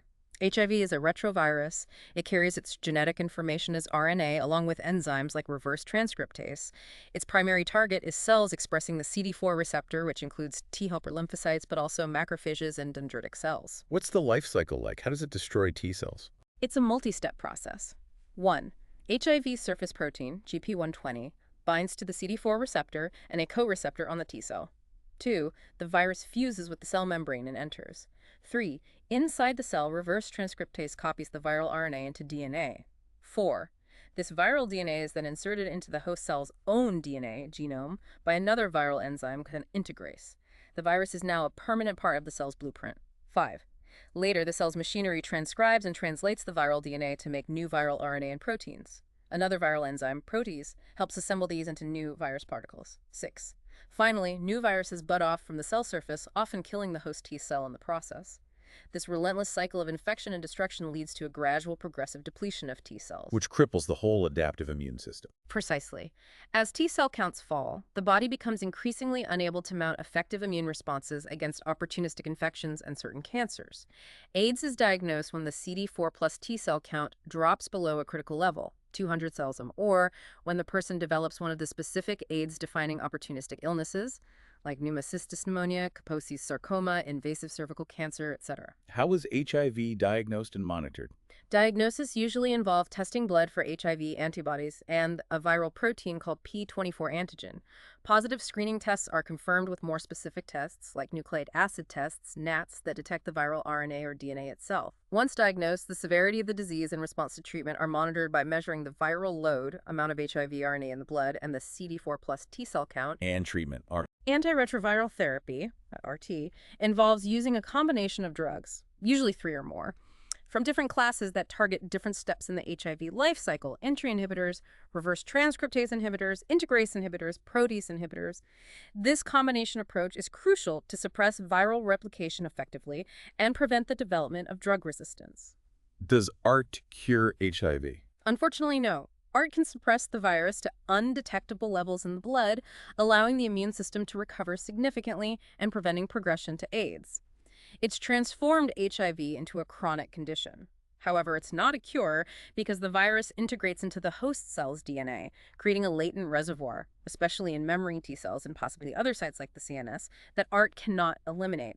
If treatment is stopped, the virus rebounds. So ART requires lifelong adherence. Drug resistance is also an ongoing challenge, and long-term ART can have side effects and toxicities, contributing to other health problems like cardiovascular disease or metabolic issues. What about HIV in children? Mother-to-child transmission is a major concern, but RT given to the mother during pregnancy and delivery, and sometimes to the infant after birth, can dramatically reduce the risk. Diagnosing HIV in infants born to infected mothers can be tricky initially because maternal HIV antibodies cross the placenta, leading to false positives on antibody tests.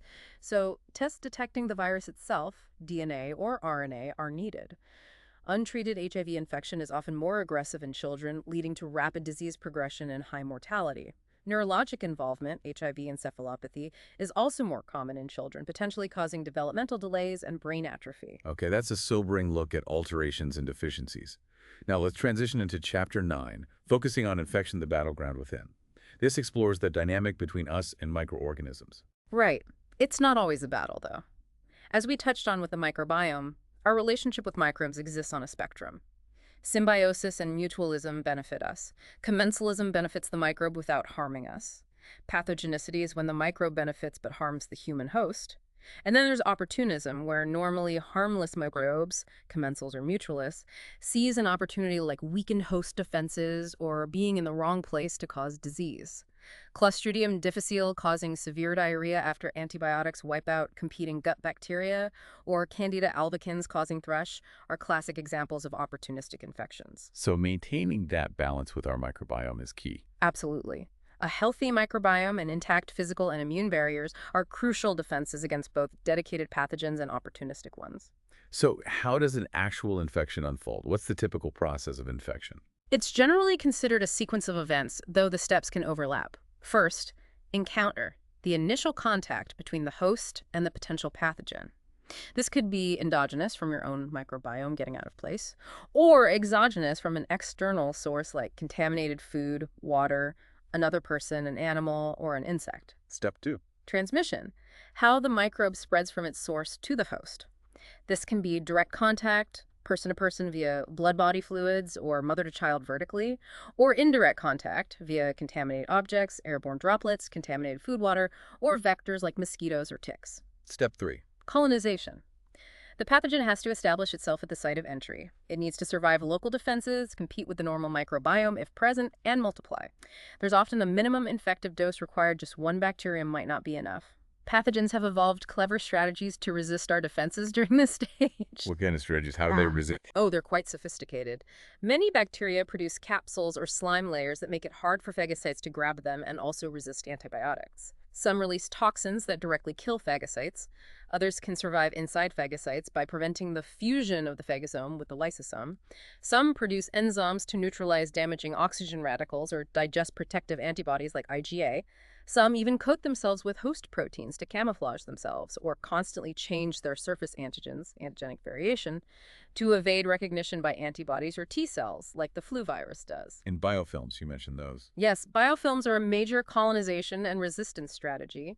They are structured communities of microorganisms embedded within a self-produced matrix of extracellular polymeric substances, EPS basically, microbial slime.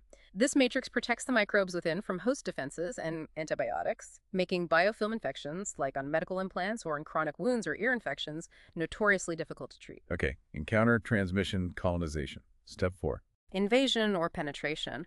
The pathogen has to cross the host's surface barriers, skin, mucous membranes, to get into deeper tissues. This might happen passively through a break in the barrier, like a cut or burn, or actively, for example, via enzymes that degrade tissue, or through direct inoculation by an insect bite. Step 5. That's dissemination or spread.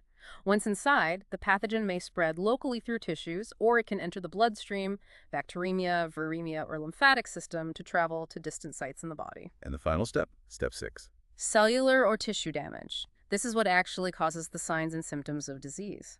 Damage can occur directly through toxins produced by the pathogen, exotoxins or endotoxins, or by the pathogen directly invading and killing host cells, like many viruses do.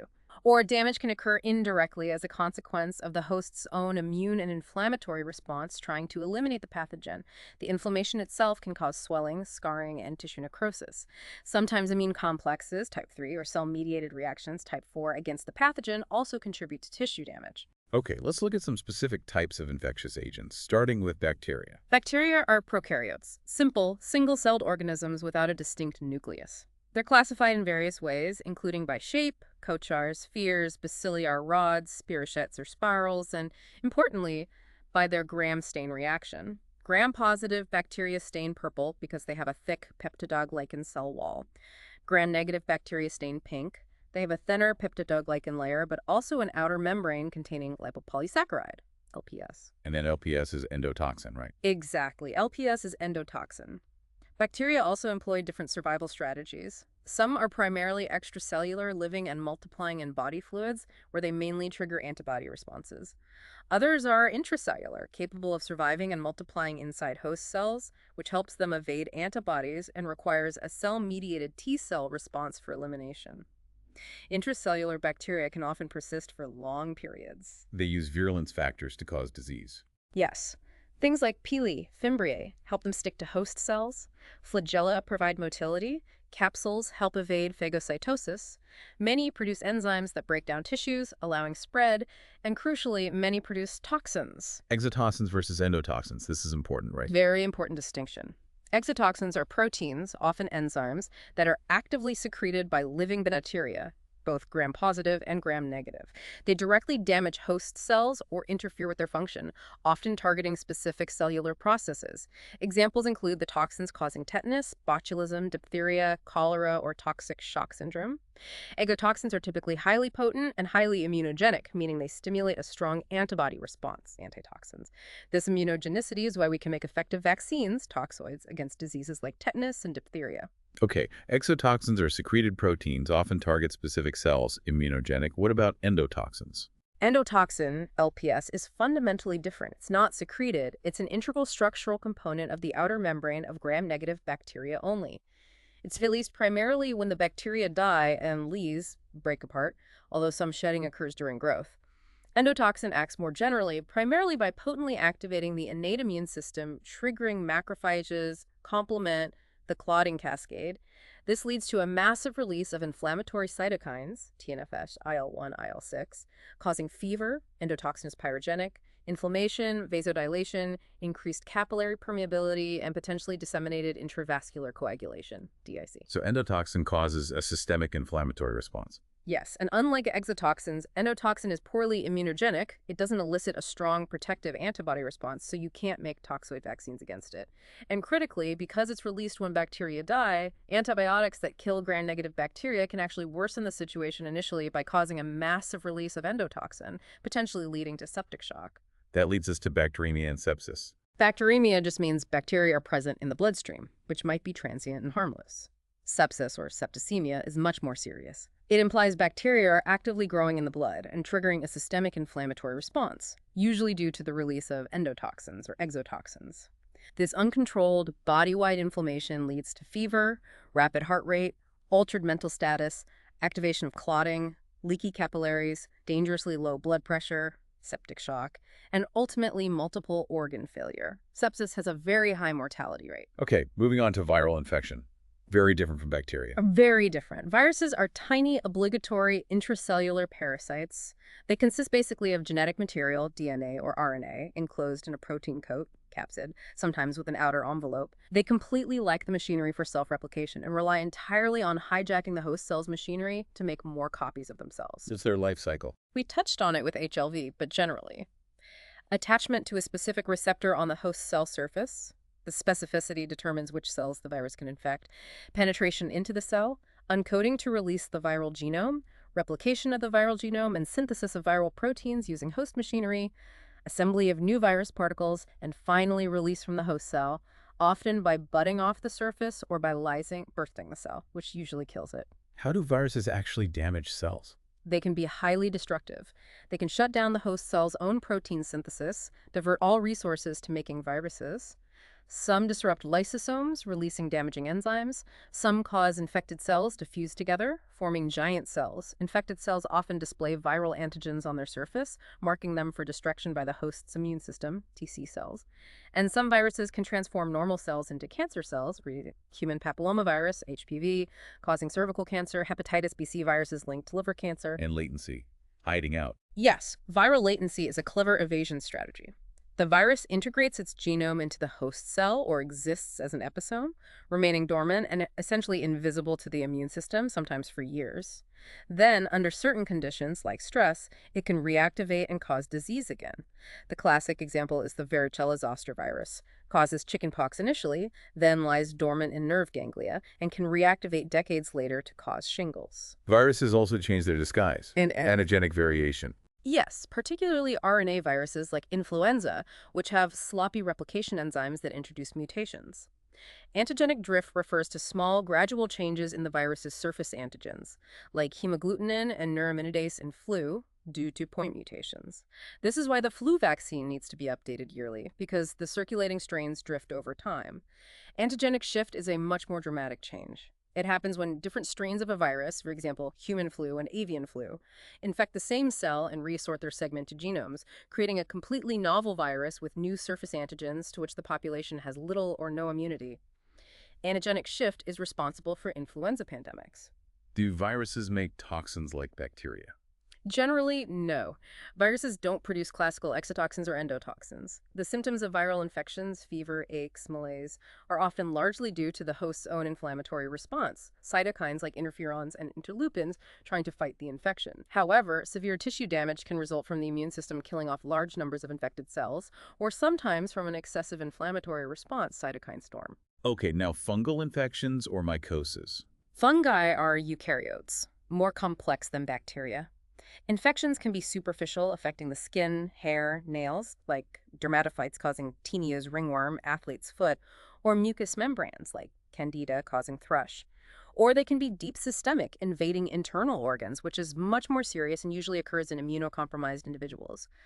Fungi are adaptable. They can often switch between yeast, single-celled, and mold, filamentous forms to survive in the host. Your phagocytes and T lymphocytes are crucial for controlling fungal infections. Low white blood cell counts, neutropenia, are a major risk factor. Do fungi make toxins? Some molds produce mycotoxins, e.g. aflatoxins produced by Aspergillus species growing on grains or nuts, which are carcinogenic. These toxins can cause disease even without an active fungal infection if ingested. And Candida albicans is the most common. By far. Candida albicans is a yeast that's actually part of the normal microbiome in many people: mouth, gut, vagina. It's an opportunist. Overgrowth and localized infections, vaginitis, thrush, skin infections, typically occur when local defenses are disrupted, like broad-spectrum antibiotic therapy killing off competing bacteria or hormonal changes.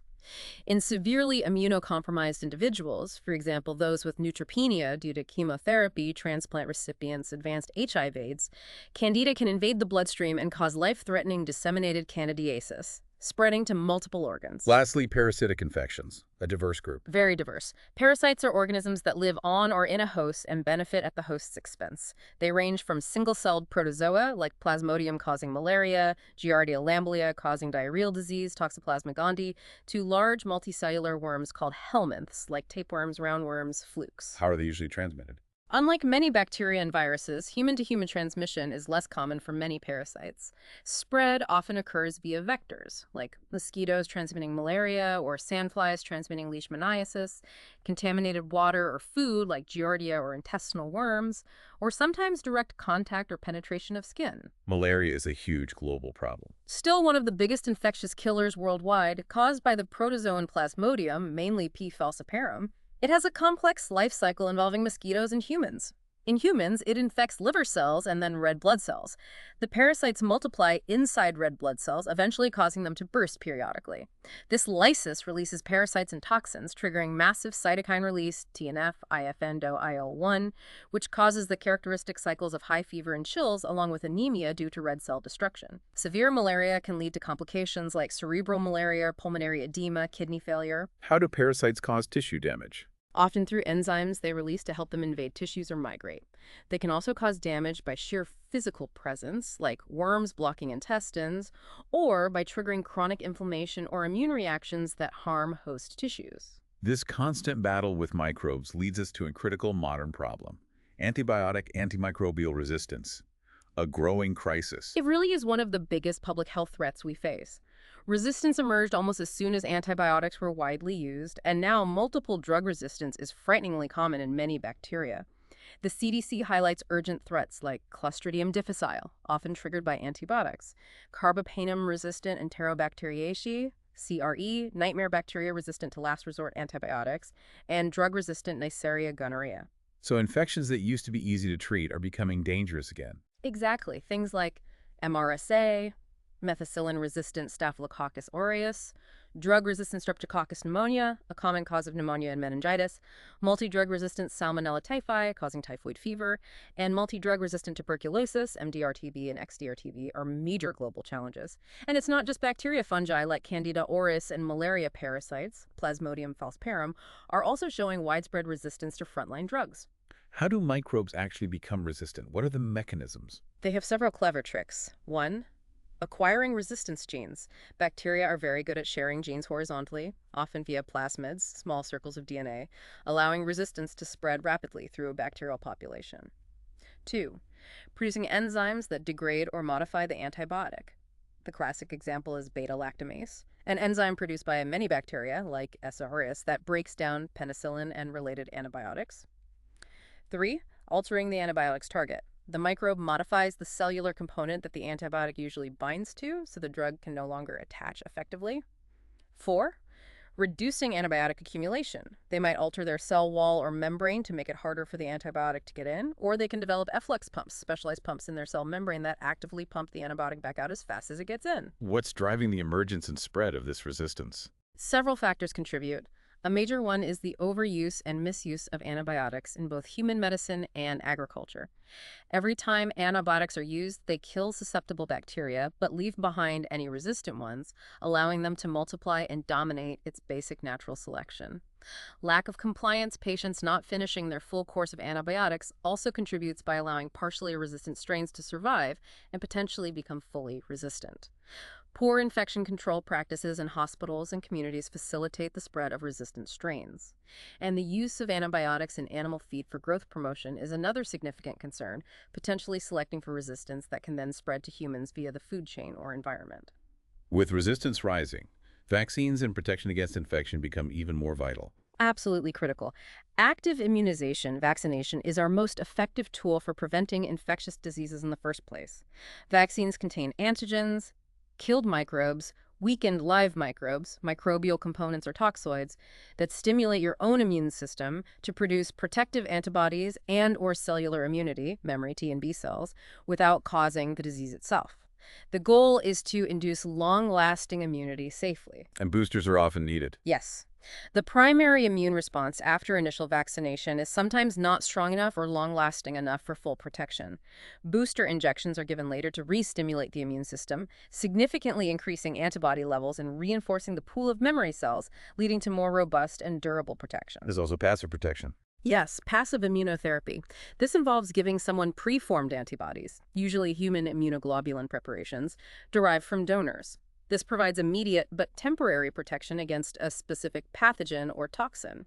It's used post-exposure for things like hepatitis A or B, rabies, or tetanus, if unvaccinated, or to protect vulnerable individuals like premature infants from RSV. As antibiotic options dwindle, there's growing interest in developing new therapeutic antibodies and vaccines. Okay, we've journeyed through physical barriers, inflammation, adaptive immunity, immune alterations, and the challenge of infection. Now, for the final chapter in this unit, Chapter 10, we connect something perhaps less tangible but profoundly impactful: stress and disease, the mind-body connection. This is a fascinating and incredibly important area. Stress is broadly defined as any perceived or anticipated threat, real or imagined, that disrupts your body's internal balance, its homeostasis, and feels like it exceeds your ability to cope. It can be physical, like intense cold or injury, or psychological, like work deadlines, relationship problems, or financial worries. The things causing stress are called stressors. And how does the body react to stress? It's not just psychological, right? Not at all. When your brain perceives stress, it triggers a coordinated response involving three major systems: the neuroendocrine system, NES, the autonomic nervous system, ANS, and the immune system, IS. These systems interact constantly. And chronic stress is the real problem. Yes. While the acute stress response is adaptive and helps us deal with immediate threats, chronic, unrelenting stress compromises recovery and can have serious long-term consequences. It often leads to unhealthy coping behaviors: poor sleep, comfort eating, smoking, inactivity, which themselves contribute to illness. Chronic stress is strongly linked to major health problems like hypertension, depression, type 2 diabetes, obesity, and increased susceptibility to infections. This isn't a new idea, is it? Fight or flight. No, the foundations were laid early. Walter B. Kinin, back in 1914, coined the term fight or flight to describe the body's rapid physiological preparation to deal with an immediate threat: increased heart rate, breathing rate, blood flow to muscles, glucose release, pupil dilation. He recognized that, while essential for survival, chronic activation of this response could lead to disorders. Later, Hans Selye in the 1940s developed his General Adaptation Syndrome, GAS model, based on animal studies. What were the stages of GAS? Selye described three stages in response to prolonged stressors. 1, the alarm stage. The initial arousal, the fight or flight response kicks in, HPA axis and SNS activation. 2, the stage of resistance or adaptation. The body mobilizes resources to cope with the stressor, trying to return to homeostasis while remaining on alert. 3, the stage of exhaustion. If the stressor persists, the body's adaptive mechanisms become overwhelmed and break down, leading to wear and tear and what Selye called diseases of adaptation. While influential, Selye's model is now seen as a bit simplified. So what's the modern view? Allostasis. Yes, the concepts of allostasis and allostatic overload provide a more nuanced understanding. Allostasis literally means stability through change. It recognizes that the body doesn't just return to a fixed baseline after stress. Instead, it dynamically adjusts its operating ranges, like hormone levels, in anticipation of and response to demands. It's about active adaptation. And allostatic load. Allostatic load refers to the cumulative physiological wear and tear that results from repeated or chronic activation of the systems involved in allostasis: HPA axis, ANS, immune system. It's the price the body pays for constantly adapting to challenges. So allostatic overload is when that wear and tear becomes damaging. Exactly. Allostatic overload is the state reached when the chronic overactivation or dysregulation of these adaptive systems leads to pathophysiology, actual damage, and the onset of disease. Frequent, prolonged, or overwhelming stress accelerates this process. Importantly, what constitutes stressful overload is highly individualized, depending on genetics, past experiences, coping styles, and how the individual's brain perceives the stressor. And the health consequences are broad. It's very broad. Chronic stress and allostatic overload are implicated as both precipitating and worsening factors for a huge range of conditions. Behavioral disorders like anxiety and depression, physiological problems like chronic pain or asthma exacerbations, and metabolic disorders like obesity and type 2 diabetes. It also significantly disrupts fundamental processes like sleep, growth, and reproductive function. How do these different stress systems work together? The HPA axis, the SNS, the immune system. They are tightly integrated. When the brain perceives a threat, it activates both the hypothalamic pituitary adrenal HPA axis and the sympathetic nervous system SNS branch of the autonomic nervous system. The SNS provides the rapid, immediate response, epinephrine release, fight or flight. The HPA axis provides a slightly slower but more sustained response via the release of cortisol. Both these systems also directly signal to the immune system, IS, influencing its activity, often initially triggering the release of pro-inflammatory cytokines like IL-1, IL-6, and TNF-alpha. Let's break down the HPA axis first. How does that cascade work? It starts in the brain. 1. Stress activates the hypothalamus to secrete corticotropin-releasing hormone, CRH. 2. CRH travels a short distance to the anterior pituitary gland and stimulates it to release adrenocorticotropic hormone, ACTH, into the bloodstream. 3. ACTH travels down to the adrenal glands, specifically the adrenal cortex sitting on top of the kidneys, and tells them to release cortisol, the main glucocorticoid stress hormone in humans. 4. Cortisol then circulates throughout the body, affecting virtually all tissues, including feeding back to the brain, hypothalamus, and pituitary, to regulate its own production. That feedback is important for shutting it off. Absolutely crucial. Normally, rising cortisol levels signal the hypothalamus and pituitary to decrease CRH and ACTH, release a negative feedback loop. This helps return cortisol levels to a normal range after the stressor passes and prevents the damaging effects of prolonged high cortisol. Problems with this feedback system are common in chronic stress conditions. What does cortisol actually do in the body? Cortisol has widespread effects, mainly aimed at mobilizing energy resources. It increases blood glucose levels by stimulating glucose production in the liver and reducing uptake by peripheral tissues, breaks down proteins in muscles to provide amino acids for glucose production or tissue repair, and mobilizes fats. While essential in the short term, chronically elevated cortisol has significant downsides. It suppresses immune function, particularly T-cell responses, potentially causing a shift towards Th2 immunity, inhibits wound healing, contributes to bone density loss, impairs cognitive function, especially memory, and promotes abdominal obesity and insulin resistance, linking it to metabolic syndrome and cardiovascular disease. In the brain, chronic high cortisol can actually cause shrinkage in areas like the hippocampus and prefrontal cortex, contributing to depression and anxiety. You mentioned obesity and inflammation earlier. How does fat tissue fit in? It's a really important link. Excess adipose tissue, especially abdominal fat, isn't just passive storage. In obesity, adipocytes, fat cells, can become stressed and die, apoptosis. This attracts inflammatory M1 macrophages into the fat tissue. These macrophages release pro-inflammatory cytokines like TNF-alpha, which further promotes inflammation both locally and systemically. This chronic low-grade inflammation originating from adipose tissue is a major driver of insulin resistance and increases the risk for type 2 diabetes, cardiovascular disease, certain cancers, and even neurodegenerative diseases. Conversely, healthy lifestyle choices tend to promote anti-inflammatory M2 macrophages in fat tissue. That's a critical connection. Okay, what about the other arm of the stress response, the autonomic nervous system, ANS? The ANS has two main branches, sympathetic and parasympathetic, which often have opposing effects. The sympathetic nervous system, SNS, is the fight-or-flight system. Stress triggers the rapid release of catecholamines, norepinephrine directly from SNS nerve endings throughout the body, and epinephrine, adrenaline from the adrenal medulla, the inner part of the adrenal gland, into the bloodstream. What do these catecholamines do? They prepare the body for immediate action. They increase heart rate and the force of heart contractions, raise blood pressure, dilate airways, shunt blood flow towards skeletal muscles and away from the gut, mobilize glucose from the liver, and increase alertness and vigilance in the brain. They also directly influence immune cells. And the parasympathetic branch. The parasympathetic nervous system, PNS, generally promotes rest and digest functions, slowing heart rate, stimulating digestion, constricting pupils. It helps bring the body back to baseline after SNS activation. Interestingly, the PNS also has anti-inflammatory effects, acting as a natural brake on inflammation. During chronic stress or allostatic overload, the balance often shifts. The SNS remains dominant, and the counteracting influence of the PNS becomes less effective. What are the negative effects of chronic catecholamine release? Prolonged high levels of catecholamines contribute to sustained high blood pressure, increased heart rate variability problems, and can promote inflammation. For example, stress-induced norepinephrine can increase inflammatory leukocytes and promote the development of atherosclerosis, plaque buildup in arteries, increasing the risk of heart attack and stroke. Stress-induced inflammatory cytokines, partly driven by catecholamines, also play a role in the pathology of depression, autoimmune disorders, and potentially cancer progression. They can also cause general feelings of sickness and fatigue, the sickness syndrome. So the immune system is heavily involved in the stress response too. Absolutely. It's not just a passive recipient, it's an active player. Immune cells have receptors for both HPA axis hormones like cortisol and ANS catecholamines, norepinephrine, epinephrine.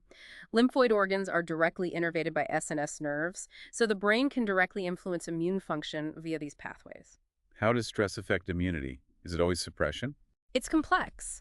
Acute stress can sometimes enhance certain aspects of immunity, for example, temporarily boosting trafficking of immune cells to potential sites of injury, but can also suppress others. Chronic stress, however, generally leads to immune dysregulation. One key effect is that chronic exposure to cortisol can lead to glucocorticoid receptor, GR resistance on immune cells. The receptors become less sensitive to cortisol signal. This means cortisol loses its effectiveness as an anti-inflammatory agent. At the same time, chronic stress can increase the expression of pro-inflammatory genes. The net result is often paradoxically elevated chronic inflammation despite potentially high cortisol levels. And this chronic inflammation is linked to disease. Yes, this low-grade, persistent inflammation driven by chronic stress and immune dysregulation is now recognized as a major contributing factor to a wide range of chronic diseases, including cardiovascular disease, osteoporosis, arthritis, type 2 diabetes, COPD, some cancers, and neurodegenerative diseases. It accelerates the aging process. Is there a link between stress, the SNS, and cancer? Evidence is growing in this area. Stress-induced SNS activation and catecholamine release, particularly acting via beta-adrenergic receptors, AR, found on tumor cells and immune cells in the tumor microenvironment, appeared to promote primary tumor growth, angiogenesis, new blood vessel formation supporting the tumor, invasion, and metastasis, spread to distant sites. Pro-inflammatory cytokines like IL-6, whose levels are often increased by stress and BAIR signaling, are associated with poorer prognosis in several cancers. It's especially concerning when chronic stress happens at an early age. The impact seems profound. It is profoundly impactful. Early life, from fetal development through infancy, childhood, and adolescence, is a critical window for brain development. Stress during these periods can significantly disrupt processes like cell proliferation, migration, differentiation, and synapse formation, leading to lasting alterations in the structure and function of stress-responsive brain areas like the amygdala, fear processing, hippocampus, memory and stress regulation, and prefrontal cortex, executive function, emotional control. Like stress during pregnancy. Yes. Prenatal stress, maternal stress during pregnancy, is associated with adverse outcomes for the child, including increased risk of preterm birth, lower birth weight, and later problems with cognitive development, emotional regulation, and even increased risk for cardiovascular and metabolic disorders in adulthood. This might be partly mediated by excessive fetal exposure to maternal stress hormones or inflammatory cytokines crossing the placenta, which can alter fetal brain development and potentially program the stress response system for life. Maternal obesity during pregnancy, for example, creates an inflammatory state that can affect offspring neurodevelopment and increase their risk for ADHD and obesity later. What about stress after birth, childhood experiences? The caregiving environment is hugely important. Positive, nurturing caregiving can buffer the negative effects of stress. However, significant early life psychosocial stress like poverty, neglect, abuse, household dysfunction can lead to allostatic overload even in childhood. This can manifest as chronic low-grade inflammation, dysregulation of the HPA axis and ANS, often leading to hypervigilance to threat, poor emotional self-regulation, and adoption of risky health behaviors later on. Childhood trauma has very long-lasting effects. Absolutely. Exposure to physical, sexual, or emotional abuse or neglect in childhood is strongly linked to increased rates of psychiatric illnesses, depression, anxiety, PTSD, and physical health problems like rheumatoid arthritis, cardiovascular disease in adulthood. These individuals often show elevated levels of inflammatory markers like CRP, TNF-alpha, IL-6 decades later. Even growing up in low socioeconomic status environments, often characterized by multiple chronic stressors, is associated with elevated cortisol levels and increased risk for mental illness in children. Can stress actually change the developing brain structure? Yes, research suggests stress timing matters. For example, stress in very early childhood, 0 to 5 years, might accelerate the maturation of certain circuits, potentially at the cost of later developmental flexibility. Stress during adolescence, e.g. social stress like peer rejection, has been linked to reduced gray matter volume in the prefrontal cortex and hippocampus, areas crucial for emotional regulation and memory. And these effects can even have intergenerational consequences. The health impacts of trauma experienced by one generation can sometimes be observed in the next. And there's a link between childhood stress and weight. Yes, childhood stress is linked to an accelerated increase in body mass index, BMI. Stress can trigger hormones like ghrelin that increase appetite and food-seeking behavior. Maternal stress during pregnancy might also contribute to childhood obesity risk through epigenetic modifications, changes in how genes are expressed, potentially affecting metabolism or appetite regulation in the offspring. This brings us to another fascinating area: the negative effects of stress on telomere length, aging, and disease. What are telomeres? Telomeres are protective caps made of repetitive DNA sequences found at the ends of our chromosomes. Think of them like the plastic tips on shoelaces. They protect the important genetic information within the chromosome from degrading each time a cell divides. With each cell division, telomeres naturally shorten slightly. Eventually, they become critically short, signaling the cell to stop dividing senescence or die of apoptosis. Telomere length is considered a marker of biologic aging. Shorter telomeres are associated with increased risk of age-related diseases and mortality. And stress affects telomeres. Yes, significantly. Chronic psychological stress has been consistently linked to accelerated telomere shortening. This effect can begin very early, even in utero due to maternal stress during pregnancy, or be driven by childhood adversity like exposure to violence. Shorter telomeres in childhood predict higher levels of inflammation in adulthood. How does stress shorten telomeres? The mechanisms likely involve increased oxidative stress and inflammation, both of which are promoted by chronic psychological stress. Inflammation leads to increased turnover, division of immune cells, which naturally shortens the telomeres faster. Stress hormones like cortisol may also directly suppress the activity of telomerase, the enzyme that helps maintain telomere length, and increase oxidative damage to DNA. Given all these detrimental effects, what can be done? Let's talk about coping and intervention strategies to build resilience. Well, first, it's important to recognize maladaptive coping strategies, things like smoking, excessive drinking, unhealthy diets, social isolation, lack of sleep or exercise. These clearly worsen the physiological effects of stress and increase disease risk.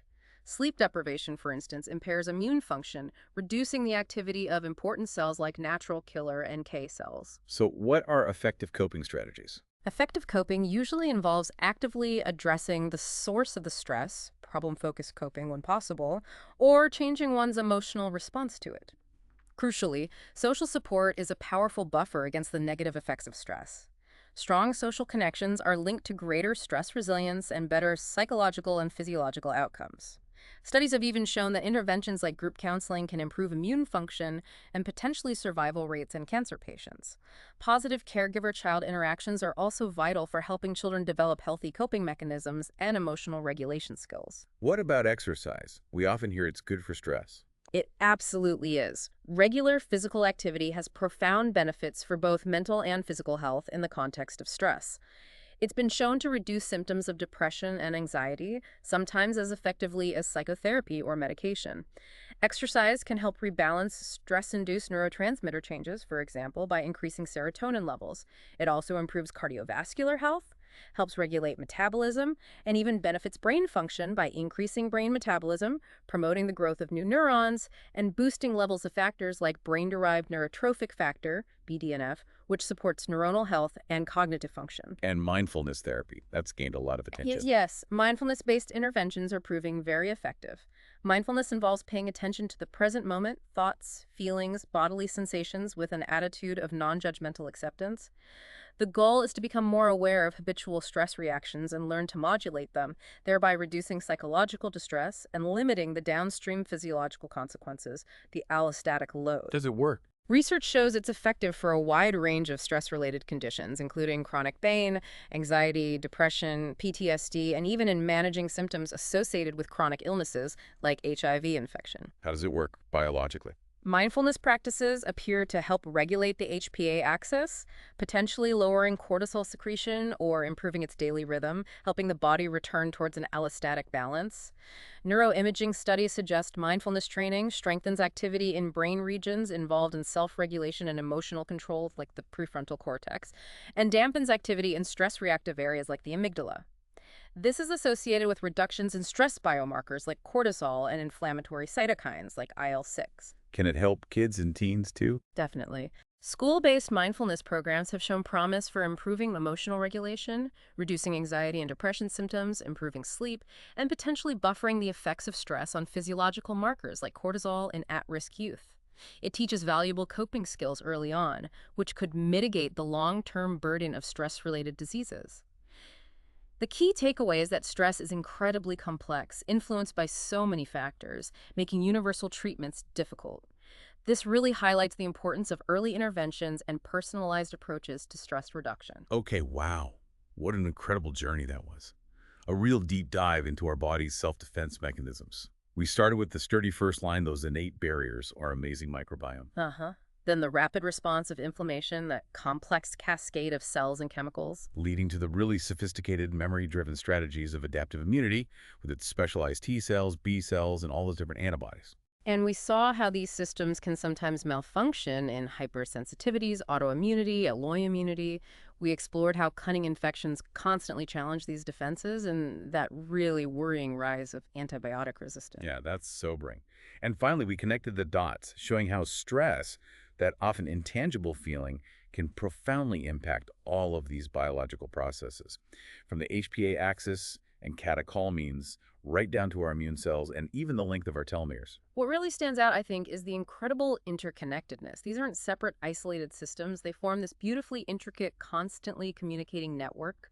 A change in one area, like chronic stress, truly sends ripples throughout the entire self-defense system. It affects how well you protect yourself, how well you repair damage, how well you adapt. So thinking about all this, here's where it gets really interesting, maybe a final thought for our listeners. Considering the profound individuality we see in our immune responses and how we perceive and react to stress, how do you think personalized medicine might revolutionize how we approach strengthening our self-defense mechanisms in the future, moving beyond those one-size-fits-all approaches? That's a fantastic question to ponder. Imagine tailoring interventions, maybe nutritional, maybe behavioral, maybe even pharmacological, based on someone's unique genetic predispositions, their specific microbiome profile, their individual stress reactivity patterns. It could potentially unlock entirely new levels of resilience and targeted protection. We might move from just reacting to illness towards proactively optimizing each person's unique defense network. It's a really exciting prospect for the future of health. Absolutely. Well, we hope this deep dive has given all of you listening a newfound, maybe deeper appreciation for the incredible complexity and, frankly, the resilience of your own body. It really is amazing. Thank you so much for joining us on the deep dive. Yeah, thanks for tuning in. And from the Last Minute Lecture team, we appreciate you listening.